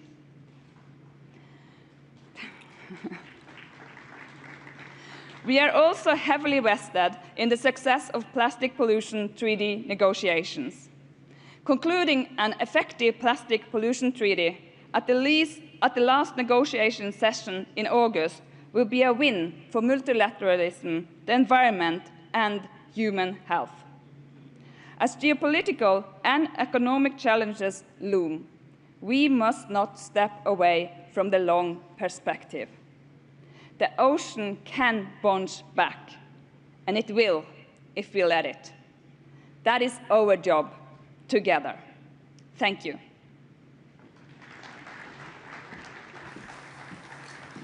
Doy las gracias a la ministra de Pesca y Política Oceánica de Noruega.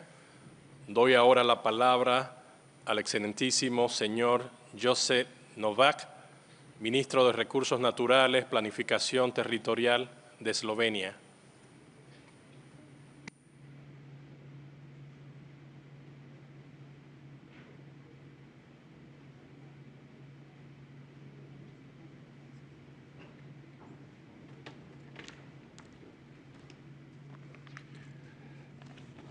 President Macron, Your Excellencies, respected delegates, esteemed partners, I'm honored to deliver the remarks on behalf of the Republic of Slovenia. It is a defining moment for our global ocean agenda. As a coastal country along the Adriatic Sea, Slovenia is deeply invested in protecting the health and resilience of our ocean.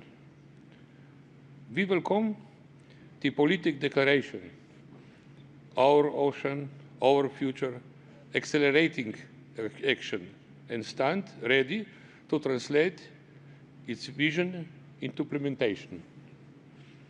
Marine pollution starts on farms, in cities, in industrial zones, and flows the stream to rivers or to the sea.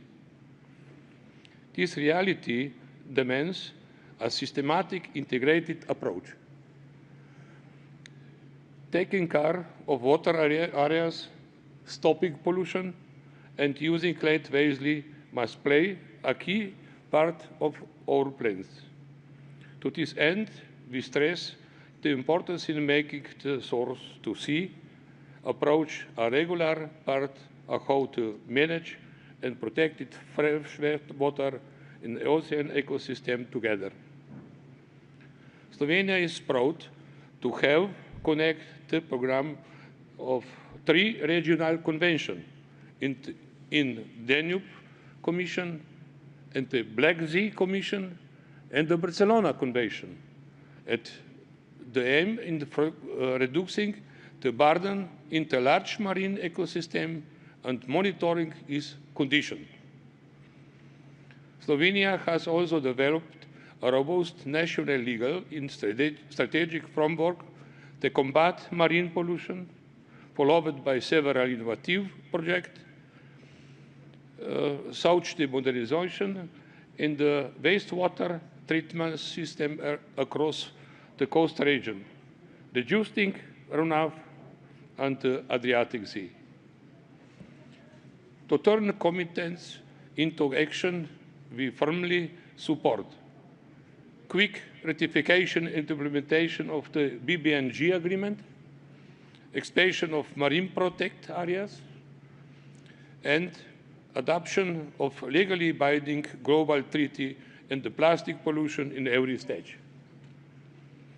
We also stress the importance of marine spatial planning, which helps to balance conservation and development interest in support the source or to sea approach in the practice. Slovenia adopted its first national marine spatial plan in 2021, which show our dedication to fair, science-based, to sustainable ocean management.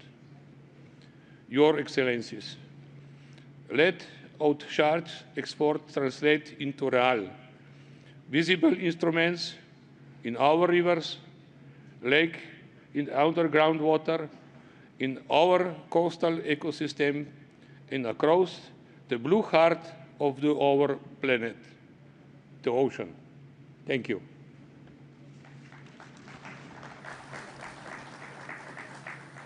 Doy las gracias al Ministro de Recursos Naturales y Planificación Territorial de Eslovenia. Doy ahora la palabra al excelentísimo señor Roshan Elger Silla, asesor del presidente y representante especial del presidente para cuestiones climáticas de la Federación de Rusia.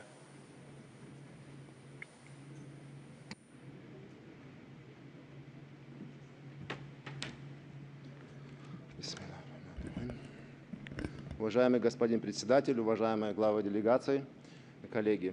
Российская Федерация придает большое значение вопросам сохранения и устойчивого использования Мирового океана, который является не только ключевым элементом глобальной экосистемы, но и основой экономического развития многих стран.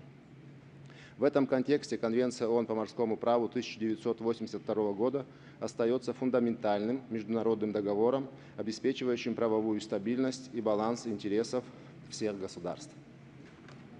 Россия последовательно выступает за неукоснительное соблюдение ее положений, в том числе в части устойчивого использования и сохранения морской среды и ресурсов.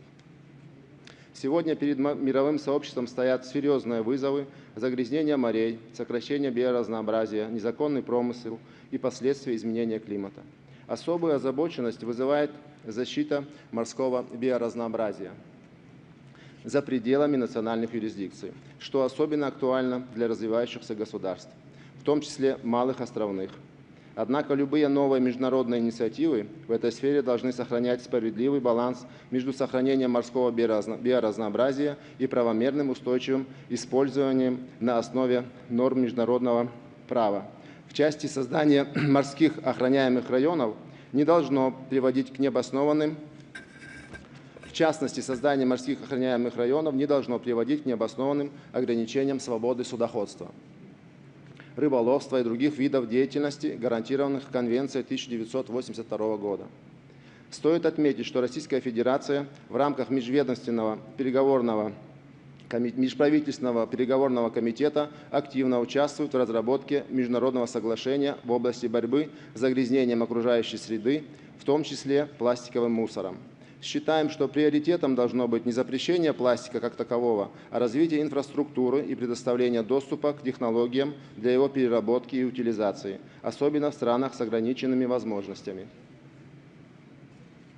Россия за последние 5 лет расширила сеть морских особо охраняемых природных территорий арктической зоны до 16,2 миллионов гектаров акватории. Теперь национальные парки и заповедники образуют биосферную дугу вдоль арктического побережья России. Учитывая мнение лучших российских ученых, наша делегация вносит 3 конкретных предложения, чтобы придать новый импульс сохранению и активному восстановлению океанических экосистем. Первое. Учредить постоянный научный и межправительственный диалог по методикам восстановления морских экосистем. Второе. Создать глобальную платформу пилотных проектов, где национальные комитеты десятилетий наук об океане и восстановлении экосистем смогут совместно тиражировать лучшие практики. Третье. Проработать меры стимулирования финансового обеспечения восстановления морских экосистем, объединяющие государственные, корпоративные и климатические фонды для масштабирования проекта с доказанным социально-экономическим эффектом.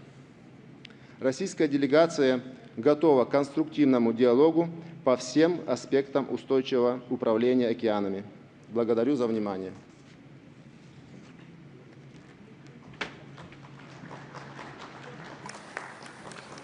Doy las gracias al asesor del presidente y representante especial del presidente para cuestiones climáticas de la Federación de Rusia.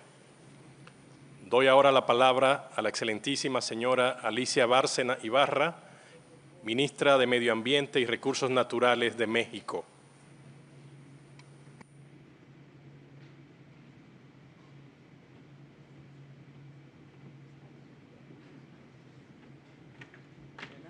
Con permiso.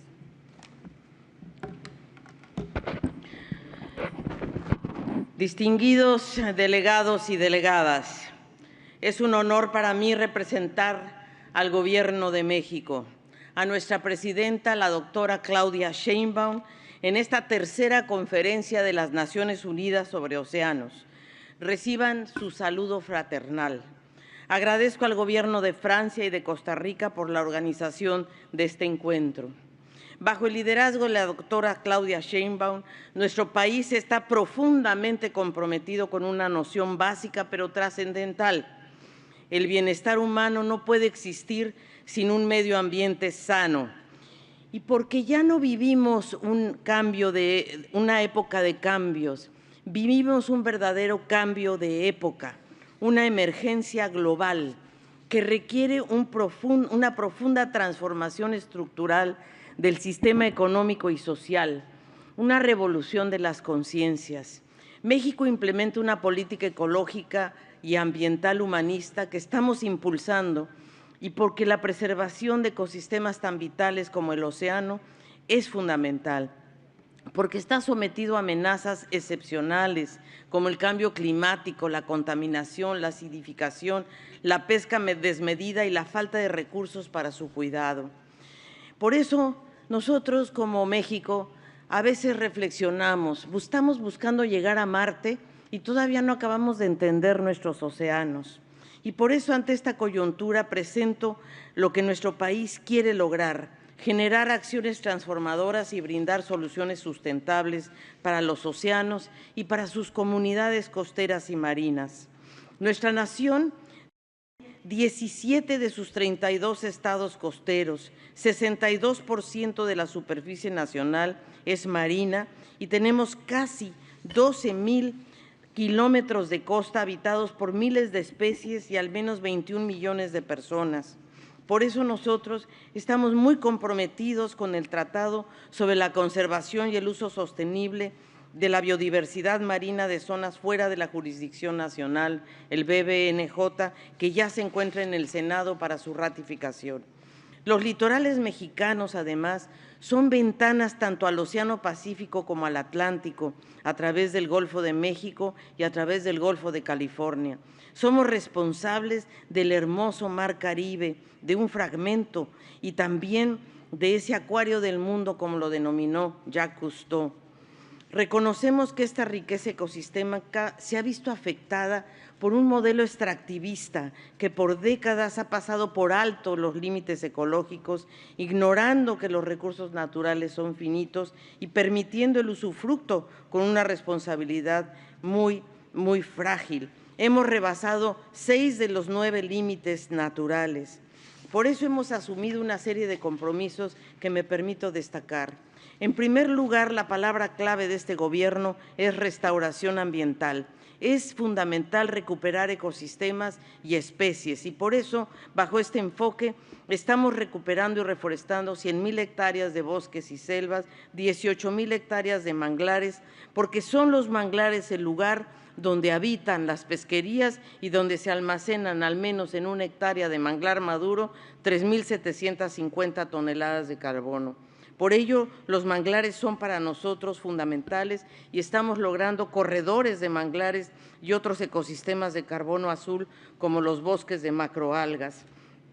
Segundo, la Política Nacional para la Conservación y Uso Sustentable de Mares, Costas e Islas Mexicanas. Hoy estamos protegiendo 22% de las zonas marinas y debemos llegar al menos al 30%, incluyendo el gran acuífero Maya y el Golfo de California. Por ello, bajo este enfoque queremos lograr que podamos ir hacia la acuacultura regenerativa y en ese sentido como motor de desarrollo, reconociendo que el océano también puede ser productivo y por lo tanto con una lógica de restauración productiva queremos implementar métodos innovadores como ya lo hemos logrado en algunas zonas específicas como es el caso de Cabo Pulmo y el Manglito. Hemos establecido zonas de refugio pesquero y estamos combatiendo la pesca ilegal y la sobrepesca. Así, en este esquema de restauración productiva, tenemos que llegar a áreas de prosperidad marina. En ese sentido, hemos iniciado una campaña de limpieza de playas y costas y hemos invitado a la comunidad mexicana a adoptar una playa para eliminar 100% de los plásticos en nuestras costas. En los últimos años, nuestras costas se han visto invadidas por el sargazo. Han llegado casi 60,000 toneladas de sargazo en los últimos años en nuestras costas del Caribe y por ello vamos a establecer una planta de economía circular para tratar el sargazo. Y eso lo estamos haciendo y queremos hacerlo en conjunto con República Dominicana y con los países del Caribe. Reciclar el sargazo puede ser un recurso muy útil si lo usamos bien. Sostenemos que en agosto debemos acordar un tratado vinculante que aborde todo el ciclo de vida de los plásticos, incluyendo una meta global para reducir los polímeros primarios. Reafirmamos nuestro compromiso con el multilateralismo para lograr este tratado ambicioso que tenga una lista de productos perniciosos y sustancias de preocupación desde la entrada en vigor del tratado. En México, por ejemplo, generamos 15,000 toneladas de plástico diarios, que se van el 80% al mar y por eso pensamos que es tan urgente, no podemos seguir así y debemos actuar. Concluyo, señor presidente, hoy el multilateralismo enfrenta un reto de enormes dimensiones. El futuro colectivo depende de nuestras decisiones y acciones políticas. Debemos repensar el multilateralismo para que sea contundente, oportuno, eficaz y cercano a la gente. Estamos ante un planeta enfermo, se requiere un cambio de perspectiva y por eso quisiera concluir mis palabras recordando a un mexicano que realmente fue espectacular y quien nos dijo muchas veces que tenemos que actuar con un sentido de urgencia que oriente nuestro actuar con ambición. No tenemos tiempo para modestias graduales, que son más bien coartadas para mantener el status quo. Debemos contagiarnos de rebeldía contra el business as usual. No es con parca timidez. No se trata de continuar así para no incomodar a la estructura. Debemos actuar con saltos audaces y valientes. Y por eso, amigas y amigos, a mediados del siglo XX, debo decir, en esta organización va a cumplir, las Naciones Unidas va a cumplir 80 años. Y en ese momento, cuando se creó Naciones Unidas, estábamos aterrados ante el precipicio de sucumbir en el fuego de la guerra. Hoy ese precipicio se acerca, intimidante, feroz, no solo por la guerra, sino por la emergencia ambiental. Y por eso, cuando esta organización hace 80 años ensayaba sus pasos, las huellas devastadoras de la última guerra mundial todavía estaban frescas, un joven diplomático mexicano sobre los rasgos de mi patria decía, en el laberinto de la soledad, que después ganaría el premio Nobel, era Octavio Paz, y él decía, todo ha pasado como no debería haber pasado. Decimos para consolarnos, pero no somos nosotros los equivocados, no la historia. Tenemos que aprender a mirar cara a cara la realidad, inventar si es preciso palabras nuevas e idear nuevas ideas para estas nuevas y extrañas realidades que nos han salido al paso. Vivimos como el resto del planeta una coyuntura decisiva y mortal. Estamos huérfanos de pasado y con un futuro por inventar. La historia es una tarea común y nuestro laberinto, el de todos los hombres y mujeres, es esa tarea de donde tenemos que salir. Así, señor presidente, creo que la utopía está en el horizonte. Y por eso, si caminamos 2 pasos, como decía Galeano, ella se aleja 2 pasos. Pero ¿para qué sirve la utopía? Para caminar. Muchas gracias. Doy las gracias a la ministra de Medio Ambiente y Recursos Naturales de México. Doy ahora la palabra a la excelentísima señora Maísa Rojas Corradi, ministra de Medio Ambiente de Chile.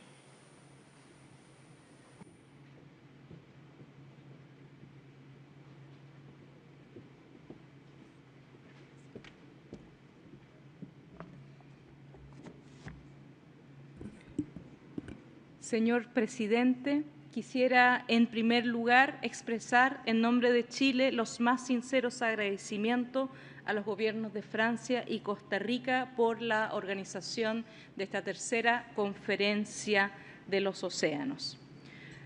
Hoy nos encontramos en un momento crítico para todos aquellos que habitamos este planeta. El océano, que cubre más del 70% de la Tierra, está amenazado.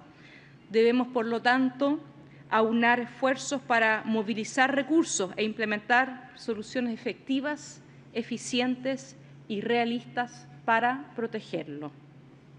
El océano contribuye con aproximadamente 2.6 billones de dólares anuales a la economía mundial, con datos del 2020. Provee seguridad alimentaria a más de 3.000 millones de personas y es una fuente de energía permanente. Es un medio de transporte vital para el comercio global y contiene una serie de recursos genéticos que son claves para el desarrollo y la innovación de productos y medicamentos. Chile ha consolidado una política de conservación y uso sustentable del océano como una política de Estado, a través de la cual hemos llegado a declarar el 44% de nuestras aguas jurisdiccionales bajo alguna categoría de conservación. Pero no basta solo con declarar áreas marinas, sino que es fundamental la gestión efectiva y una buena gobernanza. Hemos establecido el trabajo con las comunidades como una de las prioridades de nuestra gestión para que esto se materialice. Un ejemplo concreto de este avance es la reciente aprobación de todos los planes de manejo de las áreas marinas protegidas alrededor de Rapa Nui, Isla de Pascua, y del archipiélago de Juan Fernández, que ustedes deben conocer, es la historia de Robinson Crusoe. En este marco, y reconociendo el compromiso de la comunidad de Juan Fernández y su relación con su territorio, y tal como ya nuestro presidente Gabriel Boric lo había anunciado, expandiremos el área protegida del archipiélago y con ello superaríamos el 50% de nuestra zona económica exclusiva bajo alguna figura de protección. Chile no solo ha enfrentado el desafío de la conservación de los ecosistemas marinos. A través de un Consejo de Ministros se ha elaborado una política oceánica y un plan sostenible del océano en el año 2023, que reconoce la heterogeneidad de intereses presentes en torno al océano, los que abarcan desde la pesca artesanal, la industria pesquera extractiva, la acuicultura, el transporte marítimo y el desarrollo de los puertos para el comercio exterior, el turismo, las ciencias del mar, las energías renovables, entre otros. Nuestro país está comprometido a contribuir que al menos el 30% del océano global esté protegido al año 2030, para lo cual se debe ir más allá de las aguas jurisdiccionales nacionales. Para eso, el acuerdo BBNJ es un pilar central al crear por primera vez un mecanismo para la protección de áreas claves del océano en la alta mar. Chile fue el segundo país en ratificar este acuerdo y hacemos un llamado a aumentar los esfuerzos para alcanzar la meta de los 60 países este año para que de esa manera entre en vigor el tratado a la brevedad. Creemos firmemente que el éxito del tratado BBNJ depende de su temprana implementación y es por eso que, además del llamado a que más países lo ratifiquen, hemos creado una iniciativa llamada First Movers, en la cual Estamos trabajando en propuestas para áreas marinas protegidas, para ser considerada para la Secretaría cuando entre en vigor y así tener un portafolio de áreas en la alta mar para rápidamente aumentar las áreas protegidas en la alta mar. Al mismo tiempo, hemos hecho ver la importancia de una participación protagónica del sur global en la implementación de este acuerdo. Y, por lo tanto, hemos propuesto a la ciudad de Valparaíso, en la costa de nuestro país y frente al océano más extenso del mundo, el Océano Pacífico, como sede de la Secretaría. Este ofrecimiento se construye con el respaldo de pescadores, comunidades locales, sector académico, ONGs y otros grupos de interés en Chile. Nuestra propuesta es un ofrecimiento serio de proyectar desde el sur global una gestión del océano basada en la evidencia científica, inclusiva con todos los miembros de Naciones Unidas.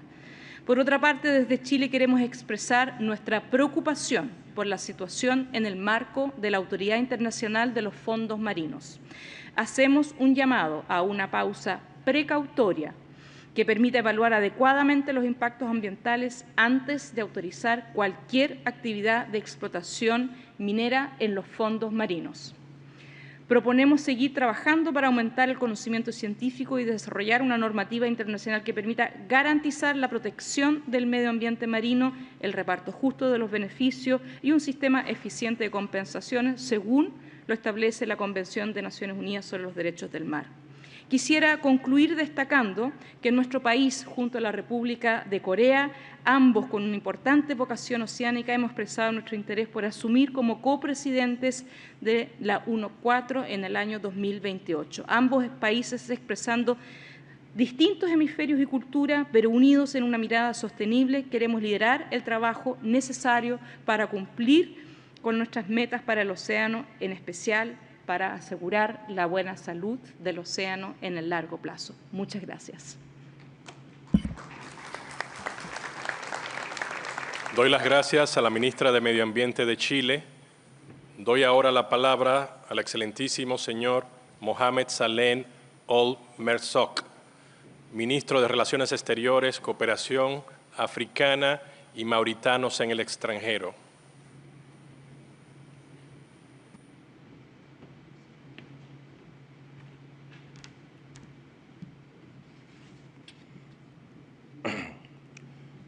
بسم الله الرحمن الرحيم والصلاة والسلام على أشرف المرسلين السيد الرئيس أصحاب المعالي رؤساء الوفود سيدات والسادة المشاركون الحضور الكريم إنه من دواعي الغبطة والسرور أن نخاطب جمعكم الوقر اليوم في افتتاح المؤتمر الثالث للأمم المتحدة حول المحيطات المنعقد في فرنسا بمدينة نيس العريقة.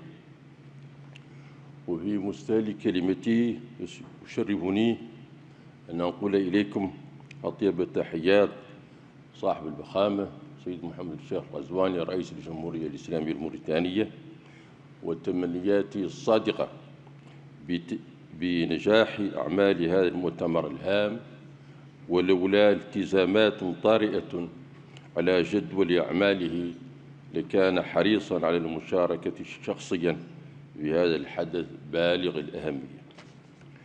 كما أغتنم هذه المناسبة لأعبر باسمه ونيابة عن بلادي عن عميق شكرنا وامتناننا للأمم المتحدة والبلد المضيف على التنظيم المحكم لهذا المؤتمر الذي يضع مستقبل محيطاتنا ومصير كوكبنا في صلب الاهتمامات الدولية. سيد الرئيس، سيدات والسادة، منذ مؤتمر لشبونة قبل 3 سنوات تتوالى تحذيرات بشأن التدهور المتسارع للبيئة البحرية، فيما باتت آثار تغير المناخ على المحيطات أكثر وضوحاً وحدة، مما يؤكد ضرورة أن تظل حماية المحيطات في صميم الأولويات على المستوى العالمي. إننا نواجه اليوم تحديات مصيرية تتطلب التزامات طموحة وإجراءات ملموسة تتمحور حول 3 مجالات رئيسية: بيئياً عبر تسريع ابتكار حلول مستدامة لحماية السواحل والنظم البيئية البحرية. اقتصادياً من خلال اعتماد نماذج بحرية مسؤولة في الصيد البحري والطاقة الزرقاء. وعلمياً بدعم البحث وتبادل المعرفة لتعزيز فهمنا للمحيط وتغيراته. ويظل تحقيق التقدم صوب هذه الأهداف رهيناً بإرادة سياسية صادقة وتعاون دولي واسع يشمل تحديث الأطر القانونية وتفعيلها مع إشراك كافة الفاعلين وخاصة الأوساط العلمية والمجتمع المدني في بناء شراكات شاملة قادرة على التصدي للتحديات بروح من التضامن والمسؤولية المشتركة. ولا يفوتني هنا أن أحيي الجهود الرائدة التي يبذلها العلماء والباحثون والمجتمع المدني باعتبارهم أطرافاً أساسية لا غنى عنها في بناء منظومة حوكمة بحرية مستدامة، لأن التزامهم يمثل ضمانة لشراكة مسؤولة وعادلة تحفظ المحيطات للأجيال القادمة. سيد الرئيس، سيدات وسادة، إن الجمهورية الإسلامية الموريتانية بفضل موقعها الجغرافي وامتدادها الساحلي على المحيط الأطلسي تدرك تماماً القيمة الاستراتيجية للمحيطات، ليس فقط كمورد طبيعي بل كركيزة للتنمية البيئية الاقتصادية والاجتماعية. فالشريط الساحلي في بلادي يحتضن واحدة من أغنى الأنظمة البيئية البحرية في غرب إفريقيا، وقد أولته السياسات الحكومية عناية فائقة من خلال إنشاء مناطق بحرية محمية وإدارتها بصورة مستدامة.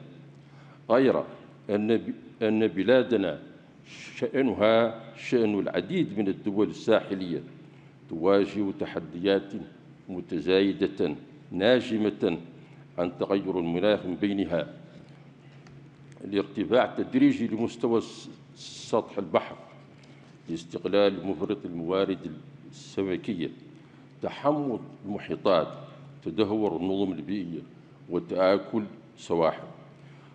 وهذه الظواهر لا تهدد النظم الطبيعية فحسب، بل تمس أيضاً سبل عيش السكان وتؤثر على الأمن الغذائي وتقلص من قدرات الصمود في وجه الكوارث البيئية. وللتصدي لذلك اعتمدت بلادي سياسة متكاملة لإدارة المناطق الساحلية تم من خلالها تعزيز أدوات الحوكمة البحرية وتوسيع نطاق الحماية البيئية وتعزيز القدرات الوطنية في مجالات الرقابة والتفتيش ومكافحة التلوث البحري. وترتكز هذه السياسة على مقاربة مزدوجة تجمع بين تحقيق التنمية الاقتصادية والحفاظ على البيئة البحرية، بما ينسجم مع أهداف التنمية المستدامة، وعلى رأسها الهدف الرابع عشر والذي 14. وفي هذا السياق يسرني أن أعلن أمام جمعكم الموقر أن بلادي قد صادقت بتاريخ 26 مايو الماضي على اتفاقية التنوع البيولوجي في أعالي البحار BBNG، كما صادقت على البروتوكول الإضافي لاتفاقية أبيجان المتعلق بالمعايير البيئية في اكتشاف واستغلال الموارد الهيدروكربونية البحرية. وتعمل حالياً على استكمال إجراءات التصديق على البروتوكولات الإضافية الثلاثة المتبقية. سيد الرئيس، سيدات والسادة، إن الاقتصاد الأزرق يشكل أفقاً واعداً لتحقيق تنمية مستدامة عادلة شاملة منصفة، لكنه لن يحقق أهدافه منشودة ما لم يكن قائماً على إدارة رشيدة وشفافة للموارد البحرية، تمويلات عادلة وفعالة، شراكات حقيقية لحماية النظم البيئية، وإتاحة عادلة للتكنولوجيا والمعرفة والابتكار في إطار تعاون دولي منفتح وشامل. إن موريتانيا بالقيادة تحت القيادة الرشيدة صاحب الفخامة سيد محمد الشيخ القزواني تظل ملتزمة التزاماً راسخاً في العمل مع كافة الشركاء لبناء مستقبل بحري آمن ومستدام يخدم مصالح الأجيال الحاضرة ويحفظ حق الأجيال القادمة. أشكركم والسلام عليكم ورحمة الله تعالى وبركاته.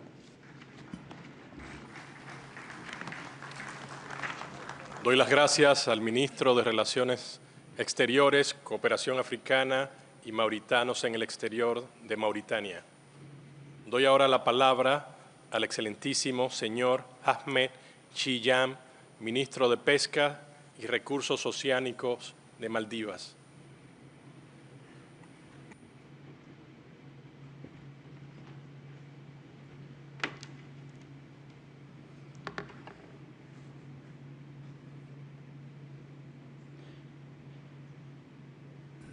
Bismillahirrahmanirrahim. Excellencies, distinguished delegates and colleagues, Assalamu alaikum. I convey the best wishes from His Excellency President Dr. Mohamed Moise, who unfortunately could not be here today. He extends his deep appreciation to the governments of France and Costa Rica for co-hosting this vital gathering. We thank you for the warm welcome to the beautiful shores of Nice. We meet at a critical time. The UN Decade of Ocean Science for Sustainable Development, a decade that calls on us to unlock the science we need for the future we want, to transform the way we observe, understand, and collectively govern the ocean, not just in laboratories, but in local communities, in boardrooms, and on fishing vessels. It is about bridging gaps between disciplines, between nations, and between science, knowledge, and policy. For the Maldives, a large ocean state, ocean governance is deeply personal. The ocean is not a backdrop to our lives. It is our life. Every Maldivian depends directly on the ocean for food, for income, for survival. The fishers who rise before dawn, the communities who live by the coast, the tourism sector that draws the world to our turquoise, crystal clear waters and coral reefs, all of it, every thread of our national fabric is woven into the ocean. Our schools of tuna, caught one by one, are more than a market product. They are a symbol of culture, sustainability, and stewardship. Our first UNESCO Biosphere Reserve in Biotol stands as a success in ecological and economic harmony. But the ocean as a provider is also under siege. Climate change, rise in sea levels, and coral bleaching are not just scientific concerns. It is our lived reality. And yet, we are not only on the front lines of risk, we are on the front lines of action. Under the strong leadership of His Excellency President Dr. Mohamed Moise, we have protected over 93 marine areas and established OECMs. We champion the inclusion of ocean accounts in the UNOC 3 declaration to guide ocean-based sectors. We are also modernizing our fisheries sector with cleaner vessels, smarter technologies, and stronger science. In fact, the Indian Ocean skipjack tuna stock assessment relies on decades of data maintained by Maldivian fishers since the 1950s. We are progressively phasing out single-use plastics and actively supporting the call to finalize a legally binding treaty on plastics pollution, and are advancing circular solutions to keep our waters free from the waste that chokes our marine life. And we are ensuring that SIDS, who rely on the ocean the most, have a seat at the decision-making table, because the future of the ocean cannot be written by a few for the many. It must be co-authored by all of us, by every nation, every island voice, and every community that depends on the tide. In that spirit, the Maldives was among the first 10 countries to sign and ratify the BBNJ agreement. We urge all states to do the same and enable its early entry into force. But meaningful partnership must also facilitate fair and accessible finance. SIDS face high borrowing costs and limited access to affordable finance. The Maldives therefore urges developed countries and creditors to reduce borrowing costs for SIDS. For those in debt distress, consider relief in return for investments in SDG 14. Crucially, the most effective financial solutions are those that are shaped from the ground up, designed with and by the private sector and local communities, not merely imposed upon them. That is not charity, that is justice, ocean justice. We do not ask for handouts. We offer leadership and tools to show real progress. Let us not ask for small islands to do big things with small means. Let us invest in partnerships, ones where local action can drive global results. Let us not measure our success by the declarations we draft, but by the capacity we nurture, the reefs that regrow, and the children who dive into a living ocean and still find wonder. May we be here not as representatives of nations, but as stewards of one indivisible ocean. I thank you. Wassalamu alaikum.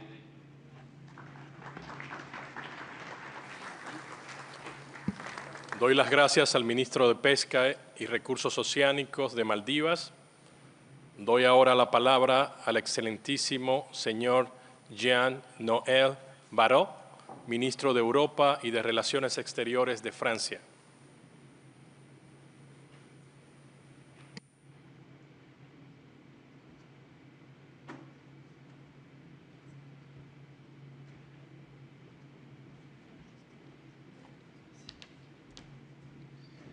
Monsieur le Président, Mesdames et Messieurs, la Terre est une exception à la surface des mers.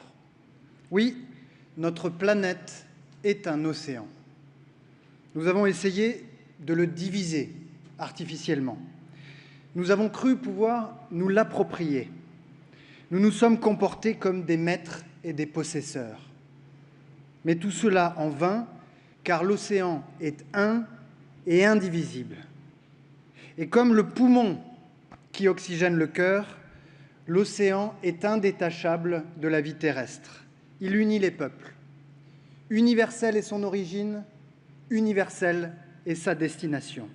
C'est notre maison commune, celle de l'humanité. L'océan nourrit des milliards de personnes, par la pêche, l'irrigation, par le tourisme, le commerce. Il est notre plus grand puits de carbone, un trésor de biodiversité, notre allié le plus sûr pour lutter contre le dérèglement climatique. Alors oui, Monsieur le Président, nous en sommes les gardiens et les serviteurs. Et notre responsabilité, c'est de le protéger pour qu'il puisse nous protéger. Mais, par nos propres excès, nous mettons l'océan à rude épreuve. Il suffoque, il se dérègle, il est gagné par la fièvre. Et alors que l'océan est en danger de mort, voici que nous sommes condamnés à l'action collective. Car face à l'immensité de l'océan, nous sommes tous égaux, tous responsables, tous concernés, tous dans le même bateau. Il n'y a pas d'un côté les États maritimes et de l'autre les États continentaux, les pays riches et les pays en développement, un prétendu Sud global opposé à un prétendu Occident collectif. Ces distinctions sont artificielles. S'il y a bien une ligne de fracture, elle ne longe pas le trait de côte. La vraie ligne de fracture, c'est celle qui sépare ceux qui agissent pour l'océan, qui protègent nos biens communs, qui préparent l'avenir de nos enfants, et les autres, qui refusent de s'engager, qui attendent et qui regardent ailleurs. Cette ligne de fracture, c'est la même que celle qui sépare les défenseurs du multilatéralisme et les autres. Car la protection des océans nécessite une action concertée, une véritable diplomatie bleue fondée sur la science, le droit et la coopération. Alors, au moment où le multilatéralisme est contesté, au moment où les institutions qui en sont les gardiennes sont fragilisées, entrons en résistance. Résistance aux sirènes du cynisme, résistance aux tentations mercantiles, résistance à l'obscurantisme. Ici même, à Nice, nous avons remporté une première victoire, une immense victoire, 100 000 personnes réunies autour de l'océan. C'est une mobilisation historique, mais ce n'est qu'un début. De Nice, où nous nous tenons aujourd'hui, nous appelons l'humanité tout entière à se lever. Car si l'humanité ne parvient pas à sauver l'océan, alors l'océan se révoltera contre l'humanité. Notre planète deviendra invivable. L'océan étouffera sous le plastique et les produits chimiques. Les poissons chargés de mercure seront incomestibles. La famine se répandra de pays en pays. La guerre éclatera pour l'accès à l'eau potable. Les cyclones balayeront nos villes et les typhons dévasteront nos côtes. Des villes comme Jakarta, Lagos et Miami seront englouties, tandis que des îles entières du Pacifique seront rayées de la carte. Des millions de personnes seront arrachées à leurs terres. Les tortues, les ibis, les raies, les requins rejoindront le cortège silencieux des espèces disparues. Les équilibres naturels tissés depuis la nuit des temps s'effondreront comme un château de cartes.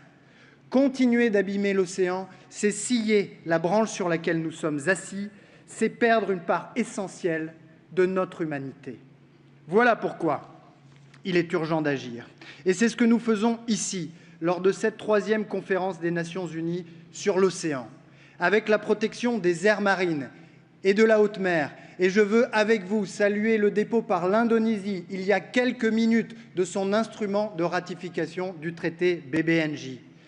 Avec la décarbonation du transport maritime, avec la lutte contre la pollution plastique, avec la promotion de la science et contre l'exploitation des grands fonds marins. Nous ne laisserons personne monnayer les abysses. Monsieur le Président, aujourd'hui à Nice, une espérance se lève. L'humanité prend conscience et décide d'agir. Le plan d'action de Nice pour l'océan nous engage pour les années et pour les décennies à venir. Alors pour nous-mêmes, pour nos enfants, pour leurs enfants après eux, entrons en résistance et poursuivons ce combat.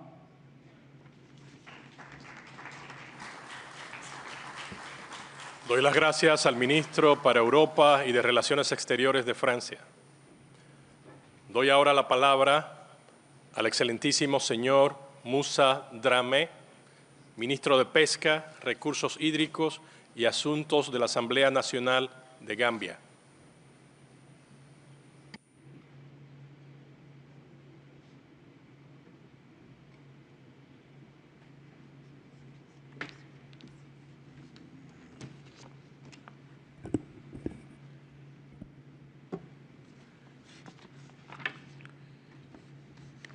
Your Excellencies, distinguished delegates, ladies and gentlemen, I have the honor to deliver the statement on behalf of His Excellency President Adama Barrow of the Republic of the Gambia.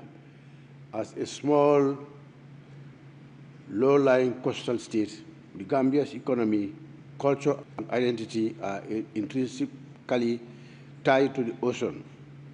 Fisheries and coastal agriculture are central pillars of our GDP and employment. Yet our coastal communities remain among the most vulnerable to the climate-related impacts. Sea level rise and coastal erosion are not distant threats.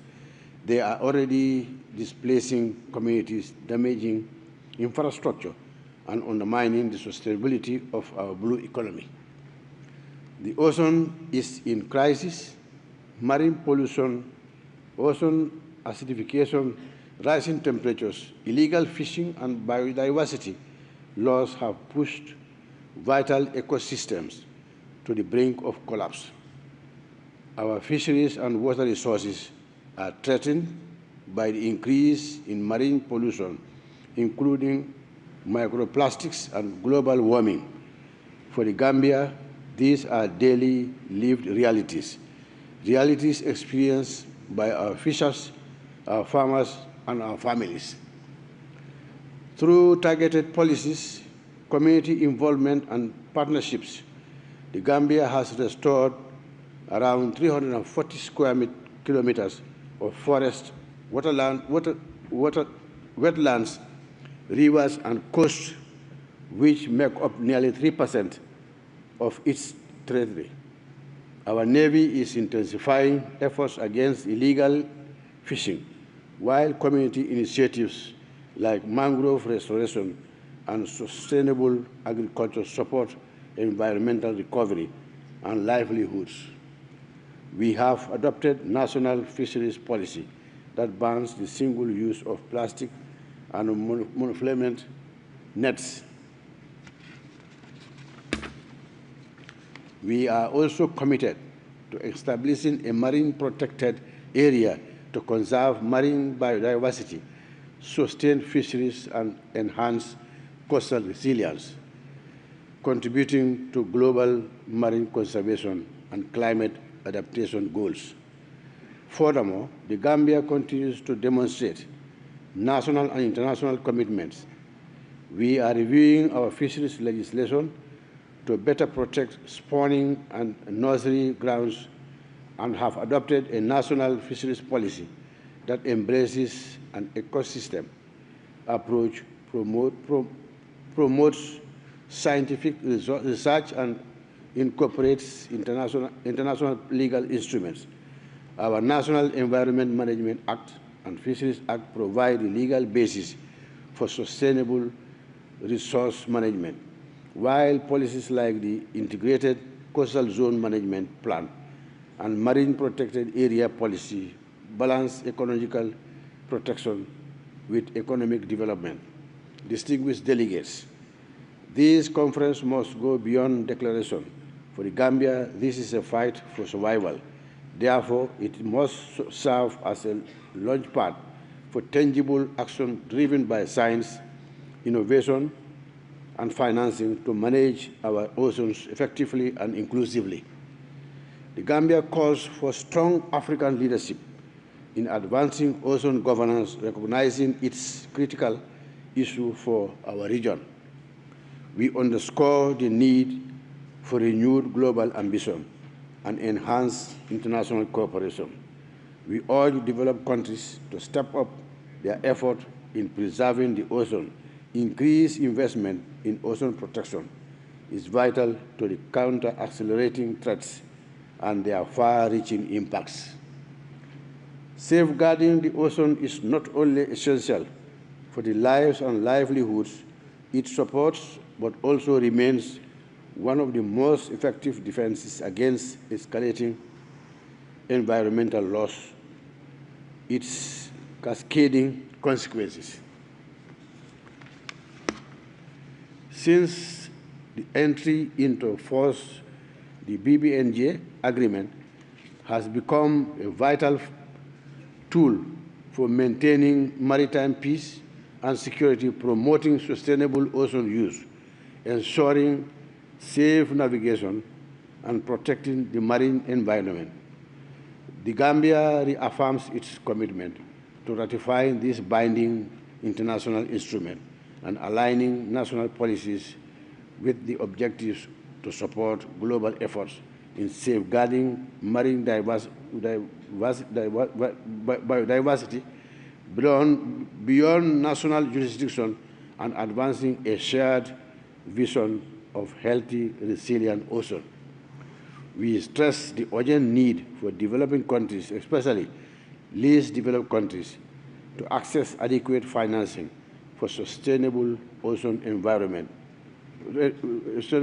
ocean governance. In this context, we call for ocean solutions supported by predictable grant-based funding that reflects the unique circumstances of our nations. We also support the establishment of a global ocean fund that is accessible to low-income countries and designed with streamlined, inclusive modalities. Finally, it is our collective interest to reverse the many irresponsible human activities in the ocean to address these pressing challenges. We must work together to advance innovative, science-based solutions that protect the health of our oceans and secure the future livelihoods that depend on the full realization of SDG 14. In conclusion, we thank France and Costa Rica for co-hosting this conference and conveys profound gratitude to the people and government of France for their warm hospitality. I thank you for your attention. Doy las gracias al ministro de Pesca, Recursos Hídricos y Asuntos de la Asamblea Nacional de Gambia. Doy ahora la palabra a la excelentísima señora Yasmin Fuha, ministra de Medio Ambiente de Egipto.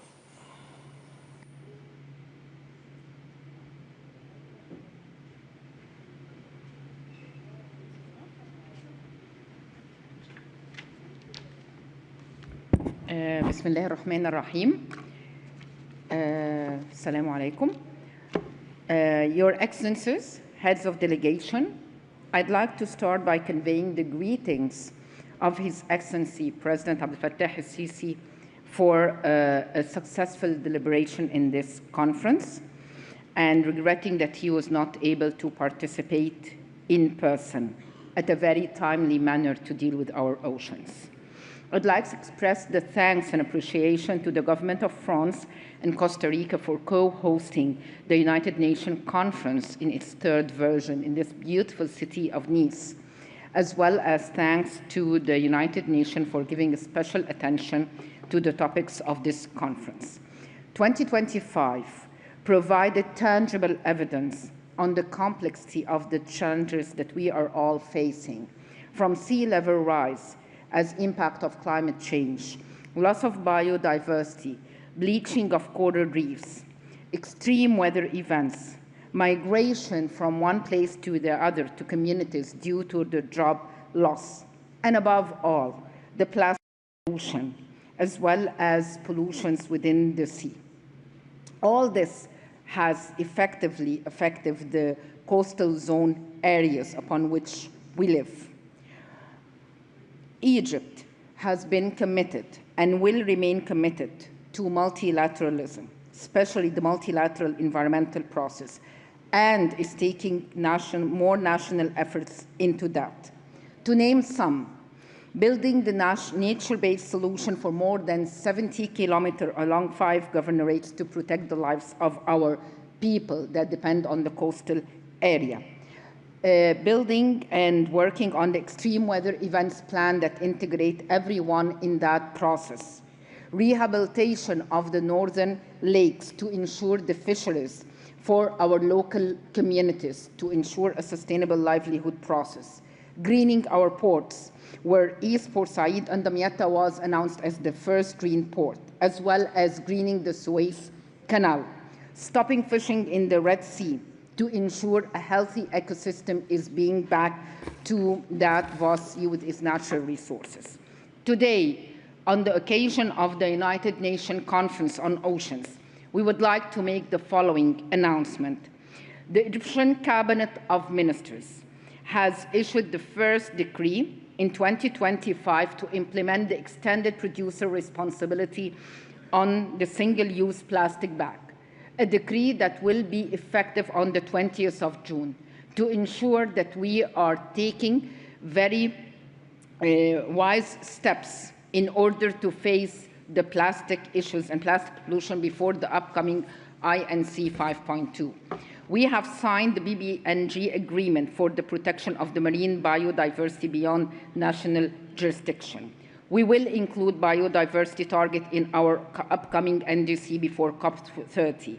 We're working on the announcement of the whole of the Red Sea coast and its coral reef as protected area, moving our protection from 15% of Egypt land to 22% of its land. And finally, we're finalizing a full integrated blue economy strategy before November 2025 to ensure that the trades-off are measured as well as the socio-economic issues are fully integrated before the 2026. Egypt remains and will continue to remain an active party in the multilateral process because we only have one planet, which is the Earth planet. And the upcoming COP24 of the Barcelona Convention will be a great evidence of how 22 countries are coming, sharing the same water resources, but giving a very ambitious targets and plans to the way forward that could be further replicated and upscaled. I thank you. Doy las gracias a la ministra de Medio Ambiente de Egipto. Hemos escuchado la última intervención en el debate general de esta sesión. Seguiremos escuchando declaraciones en el debate general de esta tarde a las 15 horas en este salón. Se levanta la sesión.